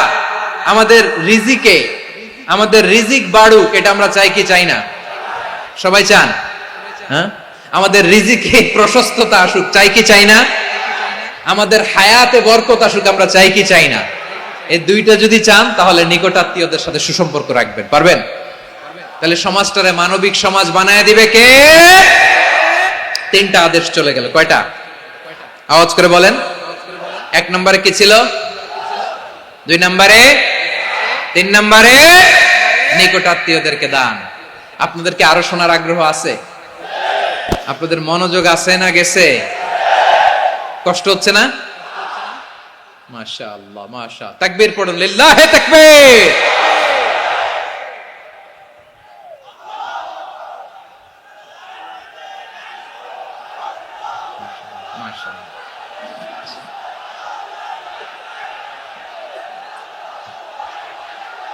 আমার প্রিয় ভাইয়েরা, আল্লাহ তাআলা 3টা জিনিসের যেমনি আদেশ করেছেন, অনুরূপ ভাবে 3টা বিষয় তিনি বারণ করেছেন, নিষেধ করেছেন। ওগুলোর কাছেও যাওয়া যাবে।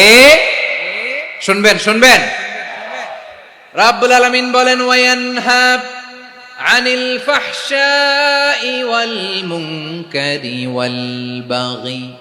আমি যেমনি 3টি বিষয়ে আদেশ করলাম, অনুরূপ ভাবে 3টি বিষয়ে বারণ করলাম, নিষেধ করলাম। আমার 1 নাম্বার নিষেধাজ্ঞা হলো অশ্লীলতার প্রতি।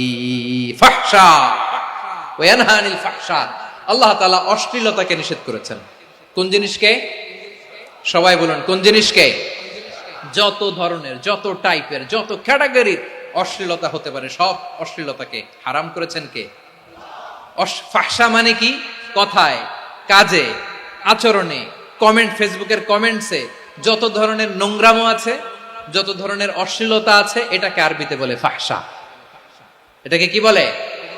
রাব্বুল আলামিন বলেন, কুল ইন্নামা হারামা রাব্বিয়াল ফাওয়াহিশা মা যাহারা মিনহা ওয়া মা বাতান ও নবী, আপনি বলে দেন আমার রব প্রকাশ্য অপ্রকাশ্য, স্পষ্ট কিংবা অস্পষ্ট, দৃশ্যমান কিংবা অদৃশ্যমান সব অশ্লীলতাকে হারাম করেছেন। সব ধরনের অশ্লীলতা হারাম, সব ধরনের। আল্লাহ তাআলা আমাদেরকে অশ্লীলতা থেকে বাঁচান, অশ্লীলতা থেকে তিনি আমাদেরকে হেফাজত করুক, পড়েন আমিন। এবার বলেন, আমাদের সমাজে অশ্লীলতা আছে না নাই? চট্টগ্রামে নাই? আমি কই নাই, ওনারা বলে আছে। দেখছেন, আমি সামহাও বাঁচায় দেওয়ার ট্রাই করতেছি, আমি সামহাও বাঁচায় দেওয়ার ট্রাই করতেছি, ওনারা বলে আছে। অশ্লীলতা নানা ভাবে, নানা নামে, নানা মোড়কে আমাদের সমাজে আছে না নাই? সংস্কৃতির নামে, ফ্যাশনের নামে, বিনোদনের নামে, উপন্যাসের নামে, কনসার্টের নামে অশ্লীলতা আছে না নাই? আপনি দেখেছেন কনসার্ট গুলোর অবস্থা? এই যে আতিফ আসলাম যে আসছে আমাদের দেশে, তারপর কে কে আসছে, আমাদের তরুণ তরুণীরা, আমাদের যুবক যুবতীরা, আমাদের জেনজিরা, কি অবস্থা ওইখানে?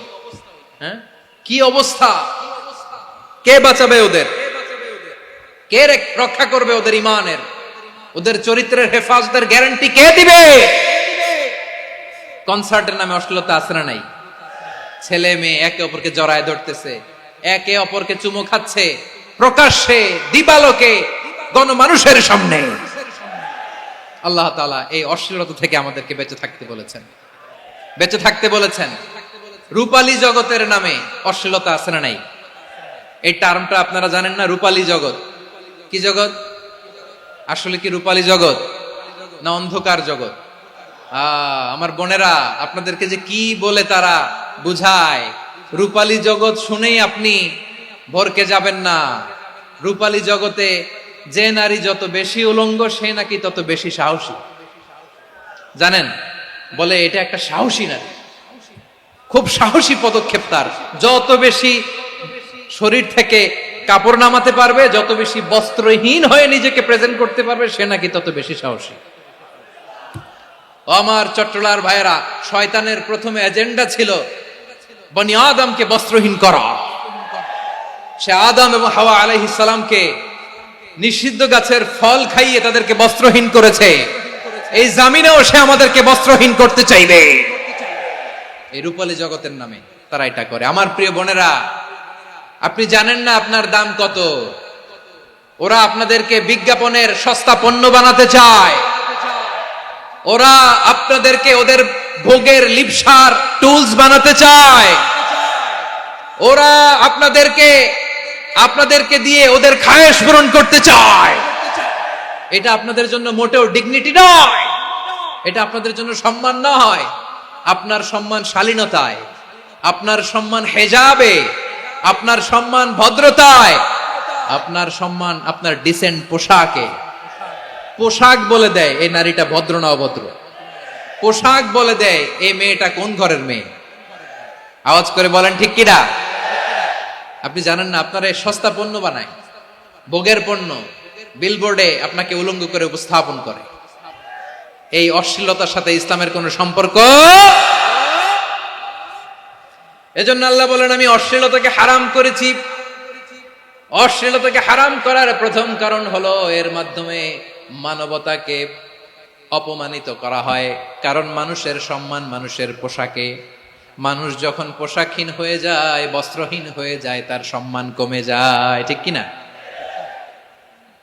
অশ্লীলতাকে হারাম করার প্রথম কারণ হচ্ছে মানুষ মানুষকে অপমান করে। একটা নারী, সে তো সম্মানিত, নারী যে কত সম্মানিত নারীর এটা বুঝেই নাই। বিশ্বনবী বলেন, আর দুনিয়া কুল্লুহা মাতা ওয়া খায়রু মাতা'আদ দুনিয়া আল মারআতুস সালিহা। আমার বোনেরা, 5টা প্যান্ডেলে আপনারা এলইডিতে আমার আলোচনা শুনছেন, আমি জানি। আপনাদের এই গর্ভ যে কত দামি আপনি জানেন না। আপনার পেট থেকেই আসবে আগামী দিনের সালাহুদ্দিন আল আইয়ুবী। আপনার পেট থেকেই আসবে অনাগত দিনের ইমাম মাহদী আল মুনতাযর। আপনার পেট থেকেই আসবে অনাগত দিনের ফয়সাল, ওয়াসিম, মুগ্ধ, আবু সাইদের মতো বীর যোদ্ধা।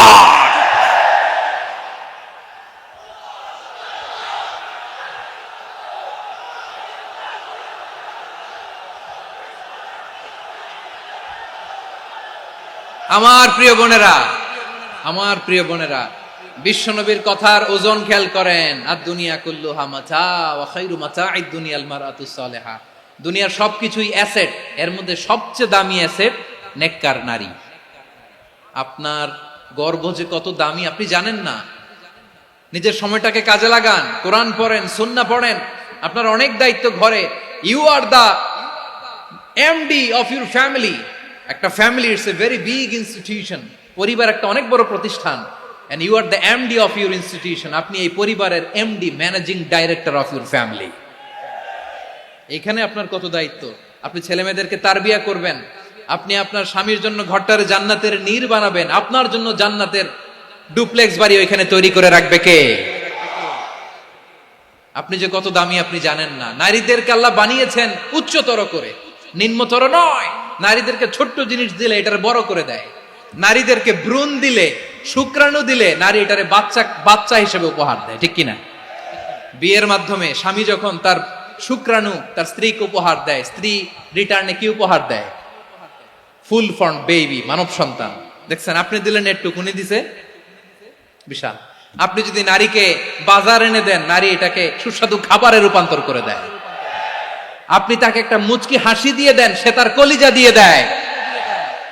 কিন্তু যদি আপনি তার মনে কষ্ট দেন, সে আপনার জীবনকে জাহান্নাম বানায়া দেয়। খবর আছে। নারীর মন বুঝতে পারলে নেয়ামত, বুঝতে না পারলে কিয়ামত, ঠিক কিনা বলে? কত দামি আপনি জানেন না। জানেন না আপনি কত দামি, অনেক দামি আপনি। আপনাদেরকে যেন ভোগের সস্তা পণ্য বানাতে না পারে, আপনাদেরকে সচেতন থাকতে হবে, সজাগ থাকতে হবে, কনসার্ন থাকতে হবে। শয়তানের ওই হাতছানির দিকে আর নজর দেওয়া যাবে না। তাহলে কেন আল্লাহ তাআলা এই ফাহশা, অশ্লীলতাকে হারাম করলেন? এক নাম্বার, এতে হিউম্যান ডিগনিটি কমে। দুই নাম্বার, এতে মানুষের অধিকার নষ্ট হয়। আপনি বিয়ে করেছেন, এরে পরকিয়া করেন, ওর সাথে এরকম আছে না নাই? স্ত্রীর অধিকার নষ্ট করেছেন। আপনি বিবাহ সম্পর্কে আবদ্ধ হয়েছেন তার সাথে, আপনি পরকিয়া করেন ওই ছেলের সাথে, আপনি আপনার হাজবেন্ডের সাথে বিট্রে করেছেন। এজন্য আল্লাহ অশ্লীলতাকে হারাম করেছেন। অশ্লীলতাকে হারাম করার আরেকটা কারণ হচ্ছে আল্লাহ তাআলা এই হিউম্যান জেনারেশনকে, এটাকে প্রিজার্ভ করতে চায়।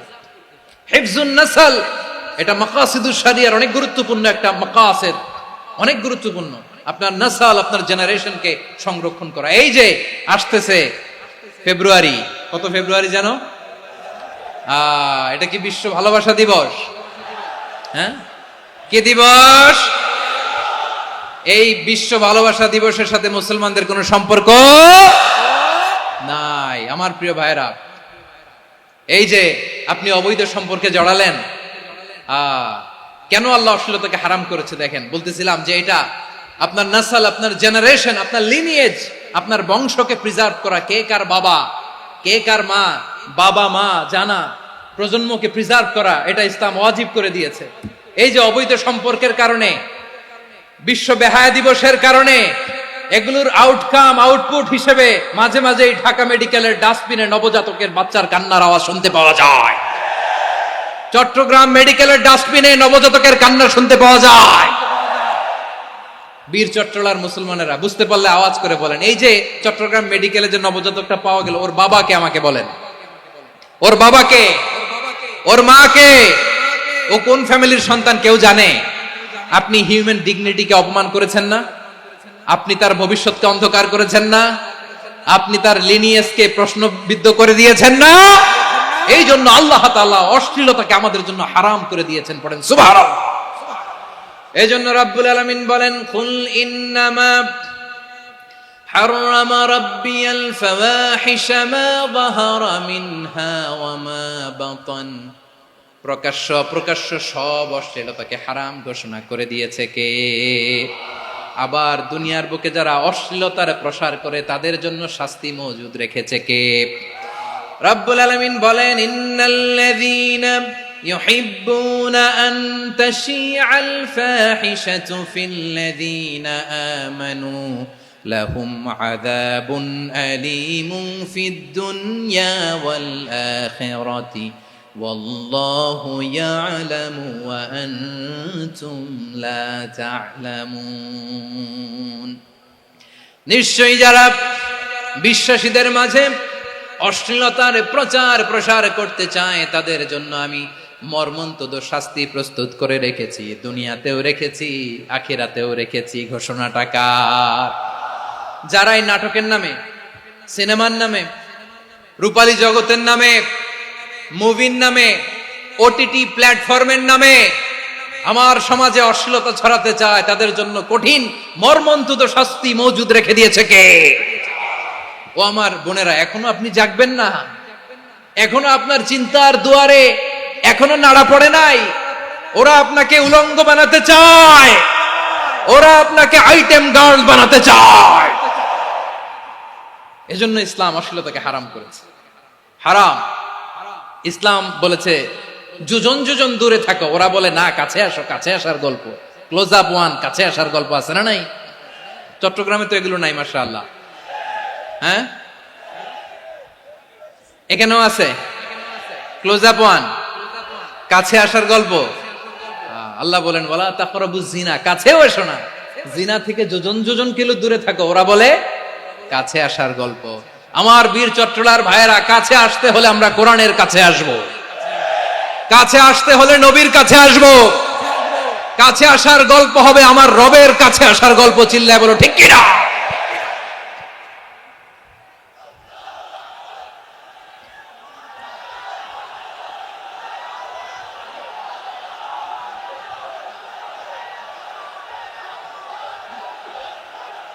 বসুন বসুন আমার ভাইয়েরা। তাহলে অশ্লীলতার সাথে আমাদের কোনো সম্পর্ক? সবাই বলতে পারেননি, আওয়াজ করে বলুন, অশ্লীলতার সাথে আমাদের কোনো সম্পর্ক? আমরা এই সমস্ত ক্লোজ আপ ওয়ান, কাছে আসার গল্পের প্রোগ্রামে যাব? আমরা কোন ধরনের অশ্লীল কন্টেন্ট সোশ্যাল মিডিয়ায়, টিভিতে দেখব? কি যুগ যে আমরা কাটাচ্ছি আপনি কল্পনা করতে পারবেন না। পর্ন ইন্ডাস্ট্রি, নারী পুরুষের বস্ত্রহীন যুগল দৃশ্য, এটাকে দিয়ে ওরা কোটি ডলারের ইন্ডাস্ট্রি বানিয়েছে। পুরো মানব ইতিহাসে এরকম জঘন্য সময় মানব ইতিহাস পার করে নাই। পর্ন এটা ইন্ডাস্ট্রি হয়ে গেছে। আমাদের এই যুবকগুলো, জেনজি গুলো, ওদের চরিত্র বাঁচাবে কি করে? কেমন করে হেফাজত করবে ওদের এই মূল্যবান চরিত্র? আমার প্রিয় ভাইরা, এই অশ্লীলতার দ্য লেটেস্ট ভার্সন হচ্ছে LGBTQ, শরীফ থেকে শরীফা। শুনছেন আপনারা? দেখতে পুরুষ, আসলেই পুরুষ, সুস্থ একজন পুরুষ, 4 সন্তানের বাবা, বলে আমি মনে মনে নারী। দেখতে নারী, সুস্থ নারী, আসলেই সে দিব্যি একজন নারী, বলে আমি মনে মনে পুরুষ। সবচেয়ে ভয়ঙ্কর অশ্লীলতার সবচাইতে লেটেস্ট ভার্সন হচ্ছে এই ট্রান্সজেন্ডারিজম।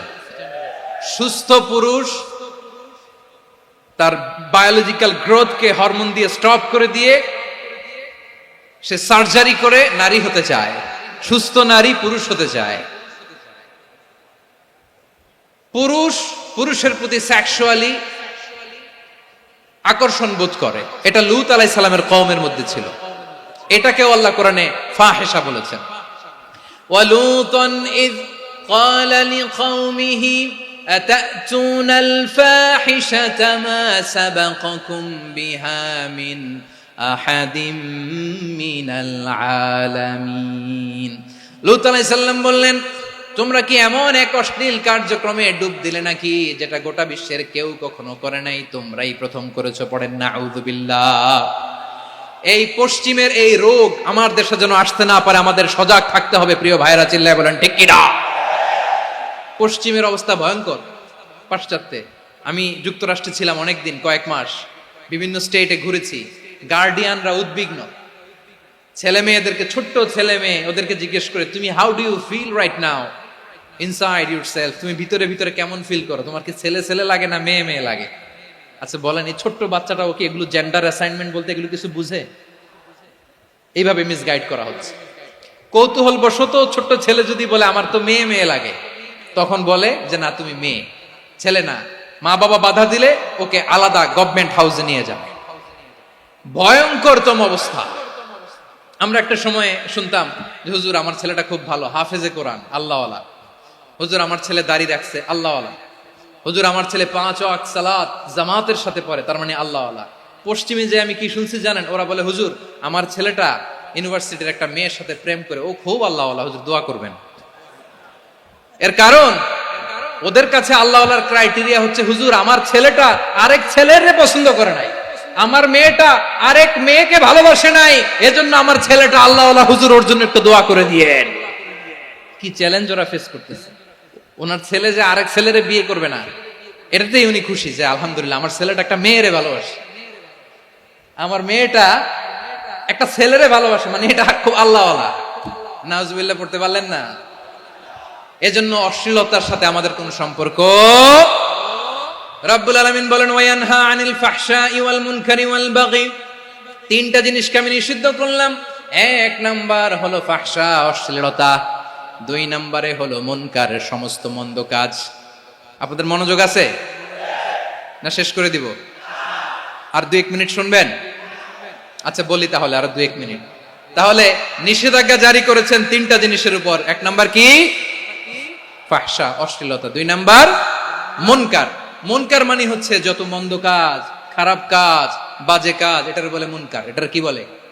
আপনারা পড়ছেন না? তা'মুরুনা বিল মা'রুফি ওয়া তানহাউনা আনিল মুনকার। ভালো কাজের আদেশ, সৎ কাজের আদেশ, অসৎ কাজের নিষেধ। মুনকার, মুনকার হচ্ছে মানুষের স্বাভাবিক বিবেকবোধ যেটাকে খারাপ বলে, ওইটাই মুনকার। পৃথিবীর সব আসমানি গ্রন্থ যেটাকে খারাপ বলেছে, মানুষের স্বাভাবিক বিবেকবোধ যেটাকে খারাপ বলেছে, এগুলো সব মুনকার। যেমন ইফটিজিং, এটা কি ভালো না খারাপ? মজুদদারি, খাদ্যে ভেজাল দেওয়া, ওজনে কম দেওয়া, মাছে ফরমালিন মিশানো, চাঁদাবাজি, টেন্ডারবাজি, দখলবাজি, এগুলো আমাদের স্বাভাবিক বিবেকেই বলে এগুলো খারাপ, এগুলো হচ্ছে মুনকার। আল্লাহ তাআলা এই মুনকার থেকে আমাদেরকে বেঁচে থাকতে বলেন, আর শয়তান এই মুনকারের প্রতি আমাদেরকে উদ্বুদ্ধ করে। আল্লাহ তাআলা বললেন ইয়া আইয়ুহাল্লাযীনা আমানু লা তাত্তাবিউ খুতুওয়াতিশ শাইতান ومن يتبع خطوات الشيطان فإنه يأمر بالفحشاء والمنكر। আল্লাহ বললেন আমার গোলামেরা শোনো শোনো, ও আমার বিশ্বাসী বান্দারা খবরদার, তোমরা কশিনকালেও শয়তানের পদাঙ্ক অনুসরণ করবে না, কারণ শয়তান তোমাদেরকে অশ্লীলতা এবং মন্দ কাজের দিকে উদ্বুদ্ধ করে। আমাদের কাজ হচ্ছে শয়তান আমাদেরকে যেদিকে নিতে চায় আমরা তার উল্টা দিকে যাব, ঠিক কিনা বলে? শয়তান এই মন্দ কাজকে আমাদের কাছে বিউটিফাই করে, চাকচিক্যময় করে আমাদের সামনে উপস্থাপন করে। এজন্য আল্লাহ বলেন মুনকারকে থামাতে হবে, মুনকার প্রতিরোধ করতে হবে। মুনকার প্রতিরোধের দায়িত্ব শুধু আমাদের নাকি? শুধু আপনার খতিব সাহেবের, ইমাম সাহেবের, নাকি মুসলিম উম্মার সবার? আওয়াজ করে বলুন, মুনকার অসৎ কাজ প্রতিরোধের দায়িত্ব কার? রাব্বুল আলামিন বলেন কুনতুম খায়রা উম্মাতিন উখরিজাত লিন-নাসি তা'মুরুনা বিল মা'রুফি ওয়া তানহাউনা আনিল মুনকার। তোমাদেরকে শ্রেষ্ঠ জাতি করে জমিনের মধ্যে আবির্ভূত করা হয়েছে, যাতে করে তোমরা জমিনের ভেতরে সৎ কাজের আদেশ করতে পারো আর অসৎ কাজের নিষেধ করতে পারো। উম্মাহ কুনতুম খায়রা, তাহলে গোটা উম্মার দায়িত্ব, এটা বুঝতে পারছেন তো? আচ্ছা আরো নিচে আসেন। এরপরে আল্লাহ বললেন শুধু উম্মাহ না, এই জমিনের রাজত্ব আমি যাদের হাতে দেই, এই জমিনের মালিক আমি যাদেরকে বানিয়ে দেই, যাদেরকে আমি সরকারের দায়িত্ব দেই, তাদেরকেও মুনকার প্রতিরোধের দায়িত্ব দিয়েছে কে? আল্লাহ বলেন যারা ক্ষমতার মসনদে বসেছে তাদেরকে 4 দফা কর্মসূচি আমি আল্লাহ দিলাম। আওয়াজ করে বলেন কয় দফা? আল্লাহ বলেন আল্লাযীনা ইম্মাক্কান্নাহুম ফিল আরদি আকামুস সালাতা ওয়া আতাউয যাকাতা ওয়া আমারু বিল মা'রুফি ওয়া নাহাউ আনিল মুনকার ওয়ালিল্লাহি আকিবাতুল উমুর। যারা এই জমিনের উত্তরাধিকার হয়েছে তারা 4 দফা কর্মসূচি নিয়ে সামনে আগাবা।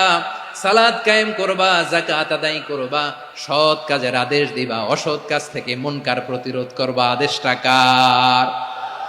আমার প্রিয় চট্টলার ভাইয়েরা, পুরো উম্মার দায়িত্ব মুনকার প্রতিরোধ করা, সরকার প্রধানের দায়িত্ব মুনকার প্রতিরোধ করা। এরপর আল্লাহ বলেন প্রতিটা ফ্যামিলির যিনি প্রধান সিইও বাবা, প্রত্যেক বাবারও দায়িত্ব এই মুনকার প্রতিরোধ করা। আওয়াজ করে বলেন ঠিক কিনা? যেমনটি সাইয়েদনা লোকমান আলাইহিস সালাম ওনার কলিজার টুকরা সন্তানকে আদেশ করেছেন, ইয়া বুনাইয়া আকিমিস সালাতা ওয়া'মুর বিল মা'রুফি ওয়ানহা আনিল মুনকার। পড়েন সুবহানাল্লাহ। বাবা ছেলেকে সবক দিচ্ছে। কে সবক দিচ্ছে? কাকে? লোকমান আলাইহিস সালাম ছেলেকে বলতেছে, ওরে আমার কলিজার টুকরা সন্তান, ওরে আমার বাছা, নামাজ কায়েম করবা, সৎ কাজের আদেশ দিবা, আর মুনকার প্রতিরোধ করবা, অসৎ কাজ, সমাজ থেকে খারাপ কাজকে ঝেঁটে বিদায় করে দিবা।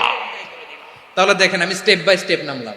পুরা উম্মার দায়িত্ব, জমিনের উত্তরাধিকারী আল্লাহ যাদেরকে বানিয়েছেন সরকার, তাদের দায়িত্ব, প্রতিটি ফ্যামিলির প্রধানের দায়িত্ব। এরপরে বিশ্বনবী বলেন সচেতন প্রতিটি মুসলিমের দায়িত্ব সমাজ থেকে মুনকারকে উৎখাত করা।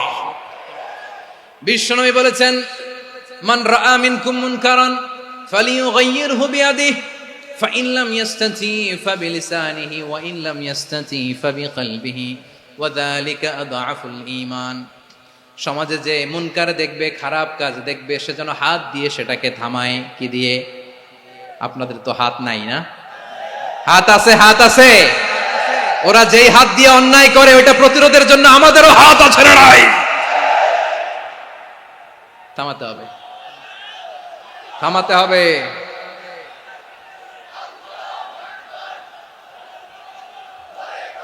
বসুন আমার প্রিয় ভাইয়েরা, ওরা ওদের যে হাত দিয়ে টেন্ডারবাজি করে, চাঁদাবাজি করে, ইফটিজিং করে, দখলবাজি করে, যে হাত দিয়ে, ওই মুনকার থামায় দেওয়ার জন্য আল্লাহর দেয়া আমাদেরও দুটি হাত আছে না নাই? আমাদেরও হাত আছে। থামাইতে হবে, থামাইতে হবে, হিম্মত করতে হবে। আমার প্রিয় ভাইরা, না থামালে আমরাই ডুববো শেষমেশ। আমাদের বাঁচার জন্য হলেও থামাইতে হবে।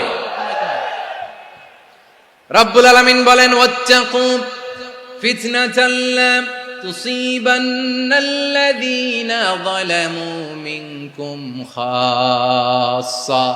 ও আমার গোলামেরা, ওই আযাবকে ভয় করো যে আযাব যখন আমি জমিনের বুকে পাঠাই শুধু জালেমদেরকেই মারি না, আলেমদেরকেও মারি। আযাব যখন আসে তখন শুধু জালিমই মরে না, আলেমও মরে। জানেন মুসা আলাইহিস সালামের পায়ে একবার একটা লাল পোকা কামড় দিয়েছে, লাল পিঁপড়া। লাল পিঁপড়া কামড় দিলে খুব আরাম লাগে না? কি লাগে? হ্যাঁ, জলে না? লাল একটা পিঁপড়া কামড় দিছে, তো উনি রেগে মেগে পাশি দেখে লাল পিঁপড়ার বাসা, পা দিয়ে ডলে মুছে সবগুলো পিঁপড়া মেরে ফেলছে। এই ঘটনাটা আল্লাহ ঘটিয়েছেন এজন্য মুসা আলাইহিস সালাম ছিলেন কালিমুল্লাহ, সরাসরি আল্লাহর সাথে কথা বলতেন। তিনি আল্লাহকে জিজ্ঞেস করেছিলেন, আল্লাহ তুমি যখন কোনো জনপদে আযাব পাঠাও, শাস্তি দাও, ওখানকার শুধু জালেমরাই তো মরে না, ভালো মানুষগুলাও মরে, তো আযাব দিবা মুশরিকদের উপর দিবা, অবাধ্যদের উপর দিবা, ভালো মানুষগুলারে মারো কেন? আল্লাহ বললেন, মুসা তোমার যে কামড় দিছিল পায়ের মধ্যে পিঁপড়া, কয়টা পিঁপড়া? জোরে বলেন। একটা পিঁপড়া, তো সবগুলারে মারলা কেন? রেগে মেগে পুরো পিঁপড়ার বাসা ভেঙে মেসাকার করলা কেন? এই মুসা, আমি যখন অ্যাকশনে যাই, আমি যখন শাস্তি দেই, তখন এত বাস বিচার করা হয় না, বাস বিচার করা যায় না। যখন অ্যাকশনে যাওয়া হয় ওইটা ডাইরেক্ট অ্যাকশন হয়ে যায়। চিল্লায় বলো ঠিক কিনা? এজন্য আমাদের বাঁচার জন্য হলেও এই পাপ থামাতে হবে, এই শয়তানের অট্টহাসি থামাতে হবে, অন্যায় অপরাধ সমাজ থেকে আমাদের থামাতে হবে। কারণ আযাব আসলে ওরাও মরবে, আমরাও মরব। একটা জাহাজ 2 তলা, আপনি আছেন 2য় তলায়, শুনতেছেন? শুনতেছেন? জাহাজ কয় তলা? আপনি কোন তলায়? 2য় তলায়। নিচের তলার কিছু লোক জাহাজের তলা ছিদ্র করতে আরম্ভ করছে। কি ছিদ্র করতেছে? আচ্ছা, জাহাজের তলা ছিদ্র করলে তলা দিয়ে কি ঢুকে? এখন আপনি যদি বলেন আমার কি, আমি তো 2 তলায়, আমার কি, আমি তো সেফ, আমি ইন দ্য সেফ জোন, আমি তো ভালো আছি, আমি তো ভালো আছি, ওরা ছিদ্র করে ওরা মরবে। আসলে কি শুধু ওরা মরবে, নাকি তলা ফুটো হলে ভিতরে পানি ঢুকলে আপনারও শরীর সমাধি হবে? তলা দিয়ে যখন পানি ঢুকবে, জাহাজ ঢুকলে আপনিও মরবেন। এজন্য নিজে মরার আগে ওই পাগলগুলোর নিচতলায় যে থামাতে হবে, চিল্লায় বলেন ঠিক কিনা। এজন্য আল্লাহ বললেন মুনকার প্রতিরোধের দায়িত্ব সমাজের টপ টু বটম সবার। পুরো আম্মার দায়িত্ব, সরকার প্রধানের দায়িত্ব, প্রতিটি ফ্যামিলির প্রধান বাবার দায়িত্ব, বিশ্বনবী বললেন প্রতিটি সচেতন মুসলিমের দায়িত্ব। এজন্য মুনকার প্রতিরোধ করার দরকার আছে না নাই? সমাজে এই যে ইফটিজিং হয়, আপনার বোনের বয়সী একটা মেয়েকে কিছু বখাটে টিটকারি করে, এই বলে সেই বলে, নোংরা কথা বলে, রাস্তায় দেখেও আপনি পাশ দিয়ে না দেখার মতো চলে যান কেন? আপনি দাঁড়ান না কেন? আপনি দাঁড়ালেই তো থেমে যাবে, কারণ সত্যের যে শক্তি তার সামনে মিথ্যা মুখ থুবড়ে পড়ে। আপনার সামনে ও কিছুই না, নাথিং। আপনি দাঁড়ান, ওকে প্রশ্ন করেন যে আমার বোনকে তুমি ডিস্টার্ব করো কেন? আপনাকে দেখে আরো 5 জন দাঁড়াবে, 5 জনকে দেখে আরো 10 জন দাঁড়াবে।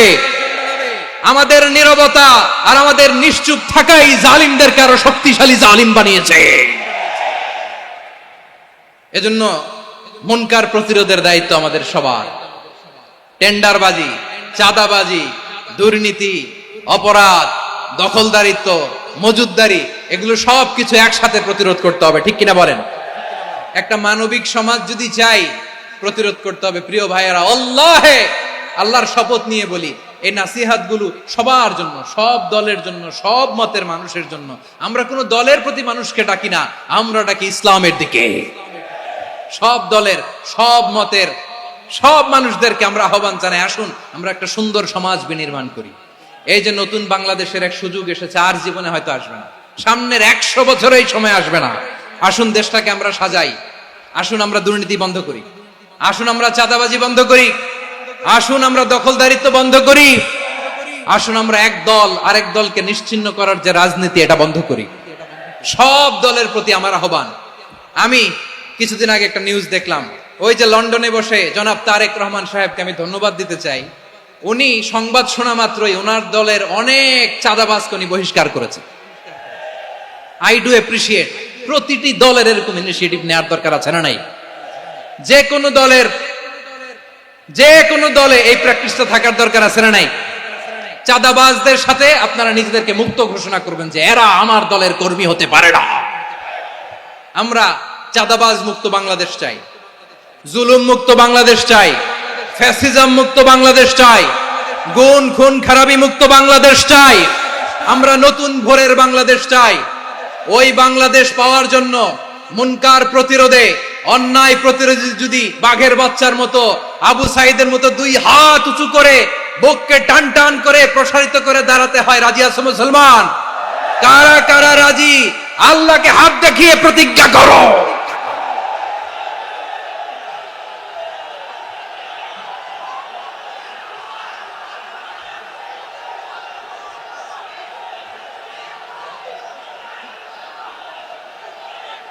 আমার প্রিয় ভাইয়েরা, বসুন বসুন আমার ভাইয়েরা। রাব্বুল আলামিন বলেন, ওয়ায়ানহা আনিল ফাহশাই ওয়াল মুনকারি ওয়াল বাগি ইয়াইদুকুম লাআল্লাকুম তাযাক্কারুন। বসুন। আল্লাহ বললেন, আমি অশ্লীলতাকে নিষেধ করি, আমি সব ধরনের মন্দ কাজকে নিষিদ্ধ করি, সব শেষে আমি সীমা লঙ্ঘনকে তোমাদের জন্য নিষিদ্ধ করি। আলোচনা মনে আছে তো? না ভুলে গেছেন? নিষিদ্ধ করেছেন কয়টা জিনিস? 1 নম্বরে অশ্লীলতা, 2 নম্বরে মুনকার তথা সব মন্দ কাজ, 3 নম্বরে আল বাগি, সীমা লঙ্ঘন, ক্রসিং দ্য লিমিট। সীমা লঙ্ঘন করা ভালো না। We all should know our limits. চিল্লায় বলেন ঠিক কিনা? একই আয়াতে আল্লাহ বললেন, কুল ইন্নামা হাররামা রাব্বিয়াল ফাওয়াহিশা মা যাহারা মিনহা ওয়া মা বাতানা ওয়াল ইসমা ওয়াল বাগিয়া বিগাইরিল হক। অন্যায় ভাবে যে অবাধ্য হয়, যে সীমা লঙ্ঘন করে, তাদেরকেও আমি এটা হারাম করে দিলাম। সীমা লঙ্ঘন করা হারাম, সীমা লঙ্ঘন করা হারাম। আল্লাহ বারবার বারবার আমাদেরকে ওয়ার্নিং দেয়। যখন আমরা থামি না তখন আল্লাহ ধরে, আর যখন ধরে তখন ছাড়ে না। ধরে ধরে ধরে না, ধরলে আল্লাহ ফেরাউনকে কিন্তু হুট করে ধরে নাই, আপনারা জানেন 9 বার ওয়ার্নিং দিয়েছে। ফেরাউনকে আল্লাহ তাআলা ওয়ার্নিং দিয়েছিল কয়বার? বীর চট্টলার বীর সেনানীরা আওয়াজ করে বলেন, ফেরাউনকে ধরার আগে ওয়ার্নিং দেয়া হয়েছিল কয়টা? রব্বুল আলামিন বলেন, ওয়ালাকাদ আতাইনা মূসা 9 আয়াতিন বাইয়িনাত, 9টা মুআজিজা দেখিয়েছি। 1 2 3 বারবার এইভাবে রিমাইন্ডার, ওইভাবে রিমাইন্ডার, এইভাবে নসিহত, ওইভাবে দাওয়া। ফাকুলা লাহু কাওলান লাইয়িনা, নরম করে বলো, সফট করে বলো, যত ওয়ে হতে পারে দাওয়া মেথডোলজি। মুসা আলাইহিস সালামের সব অ্যাপ্লাই শেষ, 10ম বারে যে আল্লাহ ধরছে। 10ম বারে যে ধরেছে। এজন্য আল্লাহ বলেন, আমি সীমালঙ্ঘনকে পছন্দ করি না। কোরআনের অন্য আয়াতে বাগীকে বলা হয়েছে আল ইতিদা, সীমালঙ্ঘন যারা করে তাদেরকে আল্লাহ বলেছেন মুতাদিন। ওয়াকাতিলু ফি সাবিলিল্লাহিল্লাযীনা ইউকাতিলুনাকুম ওয়ালা তা'তাদু ইন্নাল্লাহা লা ইউহিব্বুল মুতাদিন। আমি সীমালঙ্ঘনকারীদেরকে কঠিনকালেও পছন্দ করি না। আমরা যেন সীমালঙ্ঘন না করি, রাজি আছেন তো? যে কোনো ক্ষেত্রে ইবাদতে যেন সীমালঙ্ঘন না করি। অনেকে আমরা ইবাদতে সীমালঙ্ঘন করে ফেলি। বিশ্বনবী সাল্লাল্লাহু আলাইহি ওয়াসাল্লাম যেটা শিখিয়েছেন এর বাইরে যে অতিরিক্ত বুজুর্গ হতে চায়, এরকম আছে না নাই? করা যাবে না, কোনো ক্ষেত্রেই সীমালঙ্ঘন করা যাবে, এমনকি যুদ্ধ ক্ষেত্রেও না। বিশ্বনবী সাল্লাল্লাহু আলাইহি ওয়াসাল্লাম বলেন, খবরদার যুদ্ধ ক্ষেত্রেও সীমালঙ্ঘন করো না। কি সুন্দর ইসলাম আমরা পেয়েছি। বিশ্বনবী বলেন, খবরদার যুদ্ধের ময়দানে কোনো নারীর গায়ে হাত তোলো না, কোনো শিশুর গায়ে হাত তোলো না, কোনো গবাদি পশু হত্যা করো না, কোনো শস্য ক্ষেত্র ধ্বংস করো না, ইবাদতরত অন্য ধর্মের কোনো সন্ন্যাসীর গায়ে হাত তোলো না। বলেন সুবহানাল্লাহ। তাহলে আমরা সীমালঙ্ঘন করতে পারবো? প্রিয় ভাইরা, একটা সুখী, সমৃদ্ধ, শান্তির সমাজ, মানবিক সমাজ যদি আমরা গঠন করতে চাই, আমাদের আল্লাহর দেয়া কয়টা আদেশ মানতে হবে বলেন দেখি? সবাই বলেন কয়টা? আর বেঁচে থাকতে হবে কয়টা জিনিস থেকে? আওয়াজ করে বলেন কয়টা? আচ্ছা, আদেশ নাম্বার 1 কি ছিল বলেন? আল্লাহর আদেশ কি? 1 নাম্বার আদাল, ন্যায়পরায়ণতা। আমরা সুবিচার, সুশাসন, ন্যায় বিচার চাই কি চাই না? 2 নম্বরে কি ছিল? মাশাআল্লাহ, আওয়াজ করে বলেন 2 নম্বরে কি ছিল? ইহসান, আমরা যেন সবার প্রতি দয়া পরবশ হই, ইহসান করি। 3 নম্বরে কি ছিল? নিকটাত্মীয়দের দান করা, তাদের অধিকার প্রাপ্য বুঝিয়ে দেওয়া। পাশাপাশি 3টা জিনিস থেকে আল্লাহ বারণ করেছেন, নিষেধ করেছেন। তার প্রথমটা ফাহশা, অশ্লীলতা। অশ্লীলতার সাথে আমাদের কোনো সম্পর্ক। আজকের এই ঐতিহাসিক চট্টগ্রামের প্যারেড ময়দান থেকে আমরা যত ধরনের মা তাহারা মিনহা মা বাতান, প্রকাশ্য অপ্রকাশ্য, দৃশ্যমান অদৃশ্যমান, সব অশ্লীলতা থেকে নিজেদেরকে মুক্ত ঘোষণা করলাম। অশ্লীলতাকে আমরা না বলে দিলাম। আওয়াজ করে সবাই বলুন নো। অশ্লীলতার সাথে আমাদের কোনো সম্পর্ক। 2 নম্বর নিষেধাজ্ঞা কি ছিল? আল মুনকার, সমাজের যত মন্দ কাজ এগুলোকে আমরা প্রতিরোধ করব। রাজি আছেন তো সবাই? 3 নম্বরে আল বাগী, সীমালঙ্ঘন। কোন মুসলিম সীমালঙ্ঘন করে না, এমনকি যুদ্ধ ক্ষেত্রেও না। আওয়াজ করে বলেন ঠিক কি না? রব্বুল আলামিন শেষে বললেন, ইয়াইদুকুম লাআল্লাকুম তাযাক্কারুন, আল্লাহ তোমাদেরকে উপদেশ দেন যাতে তোমরা শিক্ষা গ্রহণ করো। আমরা উপদেশ দিব, আমরা জোর করে কাউরে কিছু মানাতে চাই না। লা ইকরাহা ফিদ্দিন ওয়া যাক্কির ফাইন্না যিকরা তানফাউল মুমিনিন। উপদেশ দিলে এটা মুমিনদের কাজে দেয়। লাস্তা আলাইহিম বিমুসাইতির ইন্নামা আনতা মুযাক্কির। নবী হে, আপনি রিমাইন্ডার দাতা, আপনি উপদেশ দিবেন। আমরাও বিশ্বনবীর এই হাদিসগুলো থেকে, কোরআনের আয়াত থেকে রিমাইন্ডার, এই কথামালা, বাণী বাহক হিসেবে এই বাণীগুলো আপনাদের সাথে কাছে পৌঁছে দিলাম। আমরা আল্লাহ তাআলার কাছে প্রার্থনা করি, আল্লাহ আমরা যেন আদল দিয়ে আমাদের সমাজকে গঠন করতে পারি।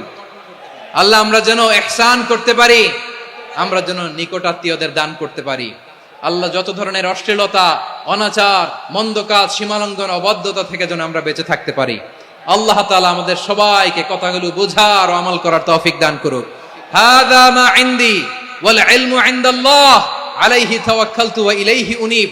প্রিয় ভাইরা, আমি আপনাদের সবার জন্য দোয়া করি, আপনারাও আমার জন্য দোয়া রাখবেন। আমাদের পাশেই আছেন আমাদের সকলের শ্রদ্ধাভাজন, আমাদের মুরব্বী আওলাদে রাসূল আনোয়ার হোসেন তাহের জাবির আল মাদানী হাফিজাহুল্লাহ ওয়া রাআ। সবাই বসুন। উঠবেন না? কেউ উঠবেন না? উঠলেন কেন? উঠলেন কেন? প্যারেড ময়দানের প্রোগ্রাম তো এরকম হইতে পারবে না। বসুন, এটা আল্লামা সাঈদীর স্মৃতি বিজড়িত মাহফিল। বসুন, বসুন, এই মাহফিলের আদব আছে। বসুন।